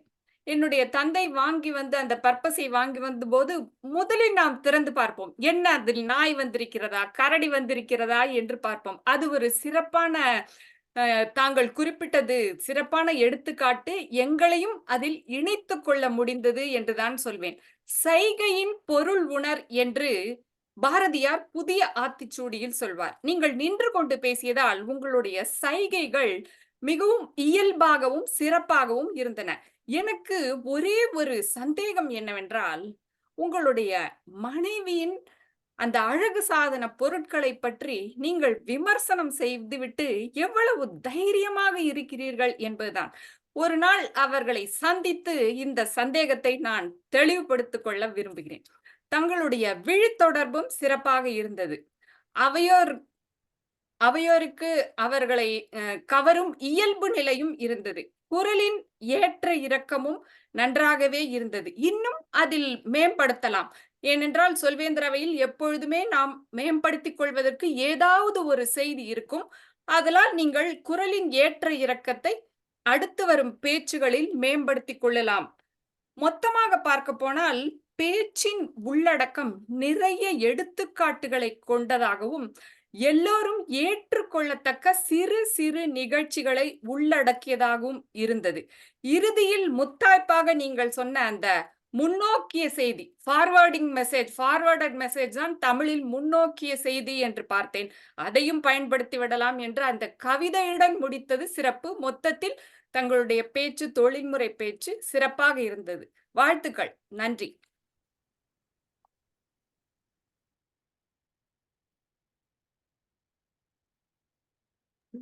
நன்றி வித்யாலட்சுமி அவர்களே. அருமையான மதிப்பீடு. முன்னோக்கிய செய்தி என்ற வார்த்தையை உபயோகப்படுத்தினீர்கள். மிகவும் அருமை. எங்களுக்கெல்லாம் தெரியாது, மற்றவர்கள் தெரிந்திருக்கலாம், எனக்கு தெரியாது. மிக அருமை. நன்றி. உங்களுடைய பேச்சு போல உங்களுடைய மதிப்பீடு மிக அருமையாக இருந்தது. அடுத்து இலக்கண ஆசானை அழைக்கலாம். அனிதா அவர்கள் ஏதாவது சொல்ல விரும்புகிறீர்களா? வித்யாலட்சுமி அவர்கள் வந்து இன்று மதிப்பீடு செய்ய எடுத்துக்கொண்ட கால வரையறை 3 நிமிடம் 20 நொடிகள். அவர் குறிப்பிட்ட நேரத்திற்குள் அவருடைய மதிப்பீடை வழங்கியிருக்கிறார். அவரும் வாக்குக்கு தகுதி பெறுகிறார். இந்த வாக்கெடுப்பை, அதனுடைய வெற்றி வாய்ப்பை வந்து பாக்கியலட்சுமி அவர்களிடமே ஒப்படைக்கிறேன். நன்றி. அவரே ஒரே ஒரு மதிப்பீட்டாளர் என்பதால் போட்டி இல்லாமல் வெற்றி பெறுகிறார். மிக்க நன்றி. அடுத்து இலக்கண ஆசானை அழைத்து அவருடைய மதிப்பீடை கொடுக்க அழைக்கிறேன். இலக்கண ஆசான் இன்று யார்? வித்யாலட்சுமி அவர்களே, வாருங்கள். அதுவும் நானே. இன்று நான் கொடுத்த கலிநயம் என்ற சொல்லை அனைவரும் விரும்பி விட்டீர்கள் என்று நினைக்கிறேன். ஏனென்றால் அதிக முறை பயன்படுத்தினீர்கள். அதுவும் பாலா போட்டி போட்டுக்கொண்டு 1, 2, 3, 4, 5 முறைகள் பயன்படுத்தினார். ஒரு முறை கலிநயம் என்று சொல்வதாக நினைத்துக்கொண்டு கவிநயம் என்றார். அதுவும் சிறப்பாக இருந்தது. ஆனால் இந்த சொல்லை 5 முறைகள் பயன்படுத்தினார். நான் ஒரு 3, 4 முறை சொன்னேன். ஜெயப்பிரகாஷ் அவர்கள் 3 முறை பயன்படுத்தினார். பாக்யலட்சுமி 4 முறைகள், கண்ணன் 2 முறை சொன்னார், அனிதா 4 முறைகள் சொன்னார். இன்று சிறப்பான சொல் பயன்பாடு என்றால் ஜெயப்பிரகாஷ் சொன்ன குண்டூசி முதல் கொப்பரை தேங்காய் வரை. எங்கிருந்து இப்படியெல்லாம் சொல்லாக்கத்தை பிடிக்கிறீர்கள் என்று தெரியவில்லை. ஆனால் நன்றாக இருந்தது. சாதாரணமாக எறும்பு முதல் யானை வரை ஏதாவது சொல்வார்கள், அது தெரிந்ததாக இருக்கும். இது குண்டூசி முதல் கொப்பரை தேங்காய் வரை சிறப்பாக இருந்தது. பாலா சொன்ன கற்றுக்கொண்டும் விற்றுக்கொண்டும், அதுவும் சிறப்பாக இருந்தது. அனிதா ஒரு முறை முன்னறிவிப்பு செய்கிறேன் என்று சொன்னார். நாம் இந்த சொற்களை எல்லாம் ஏதோ ரயில் நிலையத்தில் பார்த்திருப்போம், ஏதாவது அரிதாக கேட்டிருப்போம். ஆனால் நமக்கு தெரிந்த சொற்களாக இருந்தாலும் மறுபடி நாம் பயன்படுத்தும் போதுதான் அந்த தமிழ் சொற்கள் அழியாமல் இருக்கும், பிற்காலத்திலும் அவை நிலைத்து நிற்கும். அந்த அளவில் முன்னறிவிப்பு என்ற சொல் பயன்படுத்தியதும் மிக நன்று. மொத்தமாக இன்றைக்கு இலக்கண பிழை என்று எதுவும் குறிப்பிட்டு சொல்லத்தக்க அளவில் எதுவும் இல்லை. சிறப்பாகவே இருந்தது. இதுதான் என்னுடைய அறிக்கை. இந்த உபரிச்சொல் கணக்கீடில் அனிதா அவர்களுக்கு மட்டும் நான் குறித்து வைத்ததை சொல்லிக்கொண்டு முடித்து விடுகிறேன். அனிதா அவர்கள் 2 முறை வந்து என்று உபயோகப்படுத்தினார். மற்றபடி இன்று மொத்தமாக ஆ, உ, ஏ எதுவும் அதிகம் நான் கேட்கவில்லை. இதுவே என்னுடைய இலக்கண ஆசானுக்கான அறிக்கை. நன்றி. நன்றி வித்யாலட்சுமி அவர்களே. அனிதா தன்னுடைய உபரிச்சொல்லை குறைத்துக் கொண்டார் என்றால் அதனுடைய தாக்கம் எனக்குத்தான் இருக்கும் அதிகமாக என்று கூறிக்கொண்டு உபரிச்சொல் கணக்கீடை வழங்க அனிதா அவர்களை அழைக்கிறேன். எனக்கும் தெரிந்த இந்த நகைச்சுவையை விருந்தினருக்கும் சொல்லிவிடலாம். எங்கள் மன்றத்தில் அதிக உபரிச்சொற்கள் வாங்கி வெற்றி கோப்பையை பெறுபவர் ஒன்று நானாக இருப்பேன் அல்லது ஜேபி அவர்களாக இருப்போம். இன்று நான் குறைந்து வாங்கி விட்டதால் ஜேபி அவர்கள் நடுக்கத்துடன் காத்து கொண்டிருக்கிறார். இன்று நம் அறிக்கை எப்படி இருக்க போகுது என்று. வித்யாலட்சுமி அவர்கள் வந்து இன்று வந்து ஆங்கில சொற்களுக்கான கணக்கீடை சொல்லவில்லை என்று நினைக்கிறேன். அதை நானே உபரிச்சொற் கணக்கீடராக சொல்கிறேன். மதிப்பீடிலும் சொல்வார் என்று எதிர்பார்த்து கொண்டிருந்தேன். கண்ணன் அவர்களுக்கு போர் என்ற சொல்லுக்கு தமிழில் தெரியவில்லை என்று சொன்னார். போர் என்பது ஆழ்துளை கிணறு என்று நாம் சொல்லுவோம். ஆழ்ந்து துளை போட்டு அதிலிருந்து எடுக்கக்கூடிய அந்த நாமளே உருவாக்கிய கிணறு என்பதால் அதற்கு பெயர் ஆழ்துணை கிணறு. ஆழ்துளை கிணறு, அந்த துளைத்து எடுப்பதால் அதற்கு பேர் ஆழ்துளை கிணறு என்று சொல்வோம். அது ஒன்று. அடுத்து நீங்கள் வந்து அ மின் அஞ்சலை குறுஞ்செய்தி என்று சொன்னீர்கள். அதாவது முந்தியெல்லாம் ஒரு இடத்தில் பயன்பாடு செய்த மாரி இருந்தது. இமெயிலை நாம் மின்னஞ்சல் என்றே பயன்படுத்தி இருக்கலாம். மற்ற சொற்கள் கூட நாம் இன்னும் சுலபமாக பயன்படுத்த ஆரம்பிக்கவில்லை.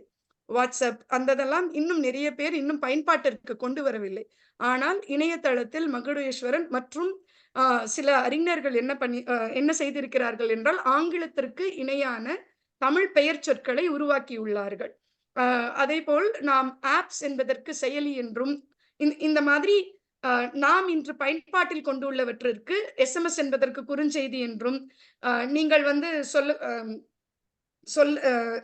உடனடி செய்தி என்றும், இந்த மாதிரி அந்தந்த இடங்களுக்கு ஏற்பாக பெயர்கள் வைத்திருக்கிறார்கள். கிட்டத்தட்ட ஒரு 30 சொல்லாடல்களை நான் தவமின்னுதல் நடத்தும் போதே தேடி எடுத்து போட்டுக் கொண்டிருந்தேன். அது இப்போது எனக்கு தொடர்ச்சியாக ஞாபகத்திற்கு வரவில்லை.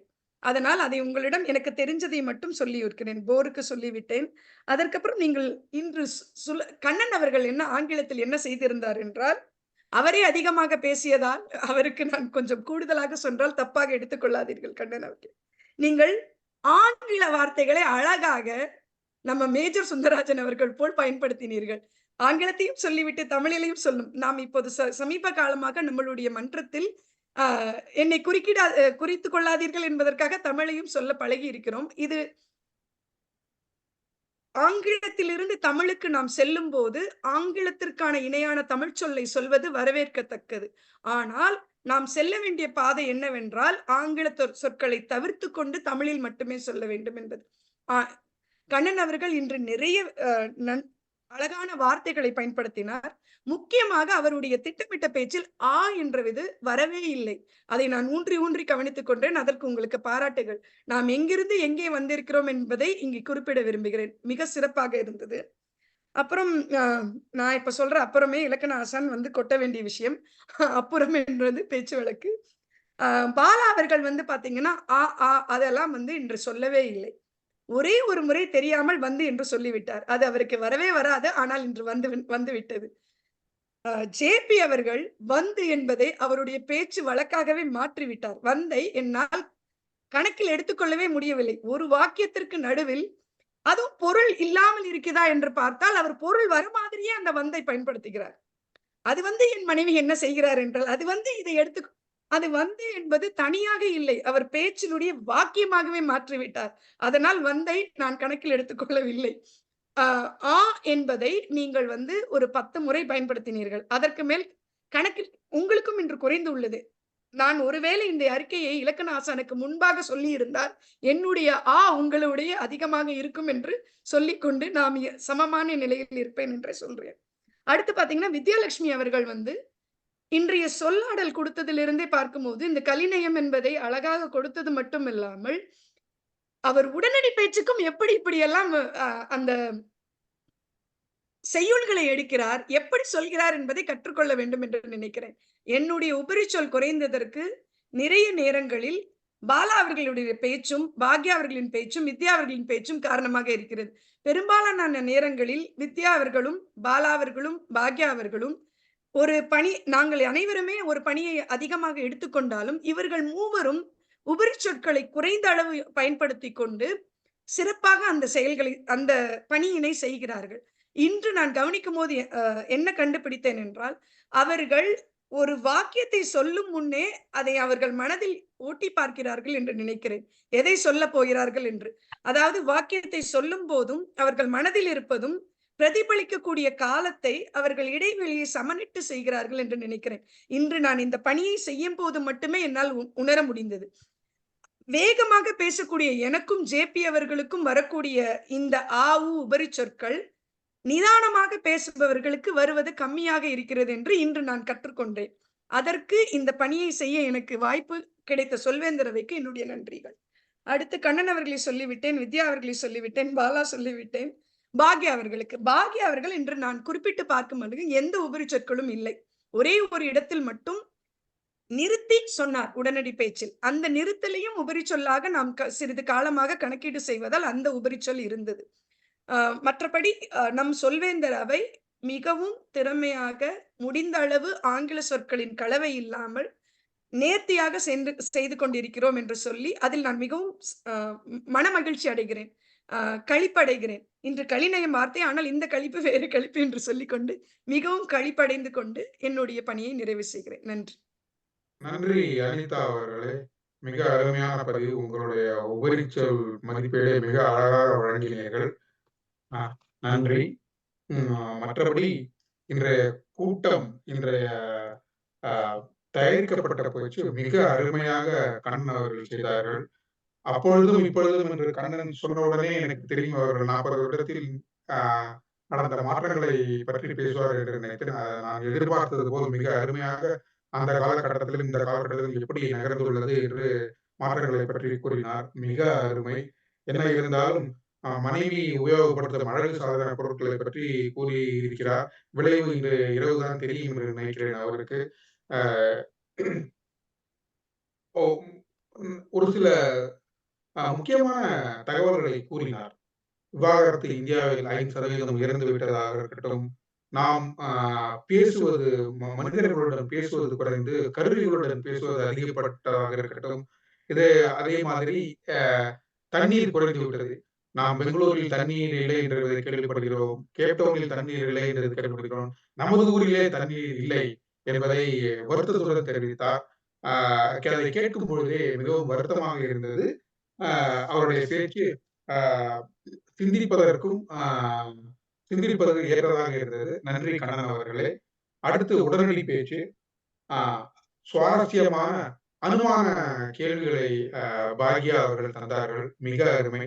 என்னிடமெல்லாம் காலத்திற்கு பின்னோக்கும் கருவிக்கு கொடுத்திருந்தால் எனது கல்யாணத்திற்கு ஒப்புதல் செய்த 1 மணி நேரத்துக்கு முன்னாடி கொடுக்கல என்று சொல்லியிருப்பேன். அந்த அளவுக்கு சுவாரஸ்யமாக இருந்தது. அப்புறம் இன்னொரு கேள்வி, நீங்கள் வேறொருவராக இருந்திருந்தால் எப்படி யாராக இருந்திருப்பீர்கள் என்று கேட்டிருந்தார். நானாக இருந்தால் என் மனைவியாக இருக்க ஆசைப்படுகிறேன் என்று சொல்லியிருப்பேன். ஒரு நாள் அனுபவித்திருக்கலாமே என்று. மிகவும் அருமை பாக்யா அவர்களே, நன்றி. உங்களுடைய சுவாரஸ்யமான கலிநயமிக்க கேள்விகளுக்கு நன்றி. பின்னூட்டம் கொடுத்த வித்யா அவர்களும் அருமையாக பின்னூட்டத்தை அளித்தார். இன்றைய கூட்டம் இனிதாக இருந்தது. இப்பொழுது வெற்றி கோப்பை அறிவிப்பாளரை அளித்து யார் வெற்றி பெறுகிறார் என்பதை கேட்கலாம். வாருங்கள் பாக்யா அவர்களே. மிக்க நன்றி ஜெயபிரகாஷ் அவர்களே. இன்றைய பேச்சாளரும் சரி, மதிப்பீட்டாளரும் சரி, போட்டியின்றி தனித்து வெற்றியாளராக தேர்ந்தெடுக்கப்படுகிறார். இன்றைய உடனடி பேச்சு வெற்றியாளராக விருந்தினராக கலந்து கொண்ட பிரசாத் ராஜாராமன் அவர்கள் ஒருமனதாக தேர்ந்தெடுக்கப்பட்டுள்ளார். வாழ்த்துக்கள். நன்றி நன்றி நன்றிங்க. நன்றி. எனக்கு தமிழ்ல தான் பேசணும் அப்படிங்கிற அந்த கட்டுப்பாடு இருக்கிறது எனக்கு தெரியாது. நான் இன்னைக்குதான் வந்ததுல ஆங்கில வார்த்தைகளை உபயோகிக்க வேண்டிய என்னை மறந்து நான் உபயோகிக்க மாதிரி ஆயிடுச்சு. தமிழ் மட்டும் தான் பேசணும்னா தமிழ்லையும் பேச அடுத்த நிகழ்ச்சியில இருந்து முயற்சிக்கிறேங்க. கண்டிப்பாக. ஆனாலும் உங்களுடைய பதில் இன்று சிறப்பாக இருந்தது, அனைவரையும் கவர்ந்தது. அதனால் நீங்கள் வெற்றியாளராக அறிவிக்கப்படுகிறீர்கள். மிக்க மகிழ்ச்சி. வாழ்த்துக்கள். உங்கள் வரவு நல்வரவாக இருந்தது. நீங்கள் எங்கள் மன்றத்தில் இணைவீர்கள் என்ற நம்பிக்கையுடன் நான் இன்று பொது மதிப்பீட்டாளருக்கு மெய்நிகர் மேடையை அளிக்கிறேன். நன்றி பாக்யா அவர்களே. வாழ்த்துக்கள் பிரசாத் அவர்களே வெற்றி பெற்றதற்கு. இத்துடன் பொது மதிப்பீடு முடிந்து விட்டது. நான் நெறியாளரிடம் கூட்டத்தை சமர்ப்பிக்கிறேன். நன்றி. முன்னாடியே பிரசாத் பத்தி சொல்லணும்னு ஆசைப்பட்டேன். ஆனா நான் சொன்னதுனால ஓட்டு மாறிவிடுமோ அப்படின்றதுனால அப்ப நான் சொல்லல. எல்லோரும் நான் சொன்னதை வைத்து வாக்களித்து விடுவார்கள் என்று. இருந்தாலும் பிரசாத் அவர்கள் வெற்றி பெற்றார். நான் என்ன தெரியுமா நினைச்சேன், டெக்னாலஜின்னு ஒண்ணு அணுகுண்டுவை தவிர்ப்பேன், அதை தவிர்ப்பேன், இதை தவிர்ப்பேன் அப்படி சொல்லுவாருன்னு நினைச்சேன். அவர் தொலைக்காட்சியை தவிர்ப்பேன்றது எதிர்பாராத ஒரு பதிலாக இருந்தது. அருமையான பதில். ஏன்னா நான் நினைச்சது நீங்க அணுகுண்டை பற்றியோ அல்லது உலகத்தை அழிக்கக்கூடிய அந்த மோசமான சில தொழில்நுட்பத்தை பற்றியோ அதை பற்றி தான் பேசுவீர்கள் என்று நான் நினைத்தேன். நமக்குன்னு ஒரு மண்டைக்குள்ள ஒரு எண்ணம் வரும்ல, இவர் இப்படித்தான் பேசுவார்னு. அது நீங்க அதை சம்பந்தமே இல்லாம தொலைக்காட்சி பற்றி பேசுறது வித்தியாசமாக இருந்தது. அதை சொல்ல வேண்டும் என்று ஆசைப்பட்டேன். அப்பொழுது சொல்ல வேண்டாம் என்று நினைத்தேன். ஆனால் கூட்டத்தை நான் சொல்வதால் அவர்களை என் பாதைக்கு அழைத்துச் செல்லக்கூடாது என்ற ஒரு காரணத்தினால். அருமையான கூட்டம். இப்பொழுது தலைவர் அவர்களிடம் கூட்டத்தை ஒப்படைக்கிறேன். வாருங்கள் தலைவர் அனிதா அவர்களே. சொல்வேந்தர் அவைக்கு என்னுடைய வணக்கங்கள். விருந்தினராக இன்று வந்திருக்க பிரசாத் அவர்கள் இப்ப முழுமையான கூட்டத்தை நம்மளுடன் சேர்ந்து கண்டு கழித்தார். அவருடைய மதிப்பீடு அல்லது கருத்தை நான் கேட்க விரும்புகிறேன். இந்த கூட்டம் எப்படி இருந்தது? உங்களுக்கு எங்களுடைய கூட்டம் என்ன தாக்கத்தை உருவாக்கியது? நீங்கள் சொல்ல விரும்பும் இந்த கூட்டத்துடைய நன்மை, தீமை, இன்னும் நாங்கள் மேம்படுத்த வேண்டியவை ஏதாவது உங்கள் கருத்தில் இருந்தால் நீங்கள் எங்களுடன் பகிர்ந்து கொள்ளலாம். நன்றிங்க. எனக்கு ஒரு வாய்ப்பு அளித்ததுக்கு. நான் முன்னாடியே சொன்ன மாதிரி, நான் இந்த கூட்டத்திற்கு வந்ததற்கு முக்கிய காரணம் தமிழை கேட்பதற்காகவும், ஏதாவது ஒண்ணு புதுசா தெரிஞ்சுக்கலாம் அப்படிங்கிற ஒரு எண்ணத்தோட தான் வந்தேன். அது நிறைவடைஞ்சது. அது தமிழ் அப்படிங்கிறது அதை கேட்குறப்பவே வந்து எப்போதுமே சந்தோஷம், மகிழ்ச்சி. அது என்னைக்கும் யாராவது ஏதாவது புதுசா சொல்ல கேட்கணும், அதை தெரிஞ்சுக்கணும், புரிஞ்சிக்கணும், புதுசா நிறைய கத்துக்கணும் அப்படிங்கிற ஆவல் இருந்ததுனால, நான் எதிர்பார்த்து வந்தது மாதிரி ஒரு ஏமாற்றமும் இல்லாம, நான் நினைச்சதோட அதிகமாகவே இருந்தது. எல்லாருமே நான் வர்றப்ப கண்ணன் அவர்கள் பேசிட்டு இருந்தாங்க. ரொம்ப அருமையா இருந்தது. ஒருத்தரும் ஆங்கிலத்தை சுத்தமா கலக்காமலே பேசுறது வந்து இந்த ஊர்ல இருந்துட்டு இவ்வளவு கஷ்டம் அப்படிங்கிறது தெரிஞ்சும் இவ்வளவு சிறப்பா தமிழை மட்டுமே எடுத்துக்கிட்டு பேசுறது மிகவும் சிறப்பா இருந்தது. இந்த நிகழ்ச்சியில சேர்ந்து மீண்டும் இது மாதிரி இந்த முயற்சியில ஈடுபட்டு ஆங்கிலத்தையே கலக்காம பேசுறது ரொம்ப அருமையா இருக்கும்னு நினைக்கிறேன். ரொம்ப சிறப்பா இருக்கும்னு நினைக்கிறேன். இங்கே வந்துட்டு அதையும் தாண்டி நீங்க ஒருத்தருக்கும் மதிப்பீடு அளித்து அதை தூய தமிழ்லையும் சொல்லி ஏதாவது இலக்கண பிழை இருக்கா, இல்ல ஒற்றை சொல் ஏதாவது யூஸ் பண்றாங்களா, இல்ல உதிரி சொல்கள் யூஸ் பண்றாங்களா அப்படிங்கிற மாதிரி. இது என்ன நான் சரியா சொன்னேன்னு தெரியல. பட் நீங்க அது மாதிரி இலக்கண பிழை அது மாதிரி தேர்ந்தெடுத்து ஒருத்தர் வந்துட்டு மேலும் மேலும் முன்னேறுவதற்காகவும் அதை தமிழ்ல வந்து சிறப்பாக எடுத்து செல்வதற்காகவும் இந்த ஏற்பாடு வந்து மிக சிறப்பா இருக்கு. நான் முதல் நிகழ்ச்சியில கலந்துக்கிறேன். நான் என்னுடைய முதற் பார்வை இது. ஸோ மேபி சோங்கிறது ஆங்கில வார்த்தை வந்துருச்சு. மேபி அடுத்த நிகழ்ச்சியில இருந்து சேர்றப்ப இன்னும் சிறப்பாக பேச முயற்சி எடுக்கின்றேன். நன்றி, வணக்கம்ங்க. நன்றிங்க. எப்பயுமே நாங்க இந்த ஜூம் இணைப்புல தான் நாங்க வந்து எப்பயுமே கலந்துப்போம். இந்த ஜூம் இணைப்பு மாறாது. அதே எண்கள் தான். கூட்டத்திற்கான எண். அது முதல் செவ்வாயும், 3ஆம் செவ்வாயும் 8:15 9:45 நடக்கும். அந்த குறிப்பிட்ட 1.5 மணி நேரத்துக்குள் முடியும். இந்த அதை உங்களோட பகிர்ந்துக்கணும்னு நினைக்கிறேன். உங்களோட நண்பர்களையும் கூட்டிட்டு வாங்க. இன்னொன்னு உங்களுக்கு வந்து நீங்கள் முன்னாடி அத இப்ப முன்னாடின்னு சொல்றது இல்ல. மேனாள் தலைவர்ன்னு சொல்றாங்க இல்லையா? அதாவது நீங்க பாஸ்ட் பிரசிடென்ட்டா இருந்தா மேனாள் தலைவராக சிகாகோ தமிழ் மன்றத்துல இருந்ததுனால, நீங்க அனைத்து தமிழ் சங்கங்களின் தலைவர்களுடைய கூட்டத்திலயும் நீங்க புலனக்குழுலயும் இருப்பீங்க. முடிந்தால் எங்களுடைய குழுவை பற்றி நீங்கள் போற்று ஆர்வம் இருப்பவர்களை நீங்கள் இங்கே அழைக்கலாம். அதற்கு உங்களிடம் எங்களுடைய கோரிக்கையை வைக்கிறோம். முடிந்தால் அதை செய்யுங்கள். இன்றைய நன்றிங்க. இன்றைய கூட்டம் வந்து குறிப்பிட்ட நேரத்தில் தொடங்கி ரொம்ப சிறப்பாக அமைந்தது. நம்மளோட கூட்டத்தோட எண் 70ஆக இருந்தாலும், நாம் கடந்து வந்த பாதையில் நிறைய நாம் வந்து கற்றுக்கொண்டுள்ளோம். நிறைய நம்மளை திருத்திக் கொண்டுள்ளோம். ஒருத்தருக்கு ஒருத்தர் நம்மளுடைய பிழைகளை திருத்தும் போதும் மனம் கோணாமல், தேவையில்லாத விஷயங்களை தொடாமல், ஆரோக்கியமான வகையில் நம்மளுடைய வளர்ச்சிக்கு வழிவகுப்பது இந்த கூட்டத்தில் சொல்வேந்தர் அவைக்கான முக்கிய பங்காக நான் பார்க்கிறேன். அந்த வகையில் இன்றைய கூட்டம் சிறப்பாக நடந்தது. அடுத்த கூட்டம் நம்மளுடைய தமிழ் புத்தாண்டு தாண்டி தான் நடக்க இருப்பதால் 16ஆம் தேதி தான் நம்முடைய கூட்டம் இருக்கிறது.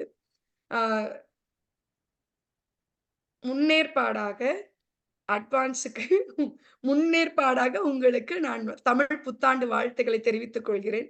சிலர் இதை தமிழ் புத்தாண்டு இல்லை, சித்திரை திருநாள் வாழ்த்துக்கள் என்று சொல்லும் பட்சத்தில் சித்திரை திருவிழா வாழ்த்துக்களையும் சொல்லிக் கொள்கிறேன். நான் மதுரை பொண்ணு. எனக்கு சித்திரை திருவிழா மனசுக்கு ரொம்ப நெருக்கமானது.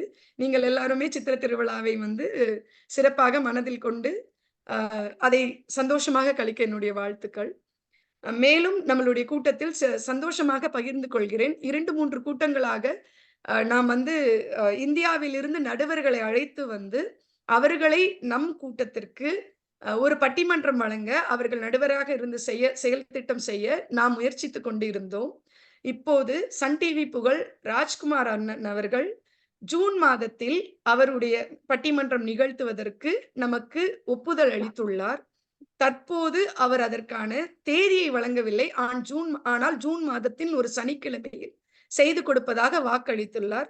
அவருடைய புகைப்படத்தை போட்டு நாம் அதை பிரச்சாரம் செய்வதற்கு அனுமதி அளித்துள்ளார். அதனால் நம்மளுடைய மன்றத்திற்கு உறுப்பினர்கள் வருவதற்கும், இருக்கும் உறுப்பினர்கள் பங்கேற்றுக் கொள்ளவும் இதை நாம் பயன்படுத்திக் கொள்ளலாம். ஒரு 2 அல்லது 3 வாரங்கள் கழித்து அவருடைய சரியான தேதியை வழங்குகிறேன் என்று சொல்லியுள்ளார். ஜூன் மாதத்தில் எப்போது என்று. அது ஒரு சனிக்கிழமையாக இருக்கும் என்பதை தெரிவித்துக் கொள்கிறேன்.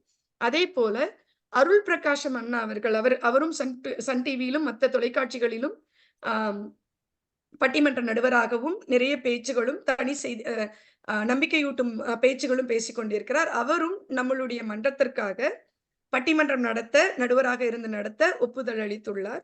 அவர் வந்து மே மாதத்தில் ஒரு நாள் நமக்கு ஒரு சனிக்கிழமை செய்து கொடுப்பதாக கேட்டுள்ளார். நாம் மன்ற அலுவலகர்கள் அனைவரும் கூடி அந்த தேதியை முடிவு பண்ணி அவரிடம் சொல்ல வேண்டிய கட்டாயத்தில் உள்ளோம். அதனால் கூடிய விரைவில் மன்ற அலுவலர்கள் ஒன்றிணைந்து எந்த தேதியில் வைத்துக் கொள்ளலாம் என்ற முடிவை எடுக்க வேண்டியுள்ளது. அடுத்ததாக கவிதா ஜவர்கள் அவர்களிடம் நான் இன்று பேச உள்ளேன். அவர் ஒப்புதல் அளித்தால் இந்த ஏப்ரல் மாதத்தில் செய்யலாம் என்று நினைக்கிறேன். அதே போல் கண்ணன் அவர்கள் சொன்னது மாதிரி ஒவ்வொரு ஆண்டும் நாம் பட்டிமன்றம் போட்டிகள் நடத்துவோம். அதாவது நகைச்சுவை அல்லது உடனடி பேச்சுக்கான போட்டிகள் நடத்துவோம்.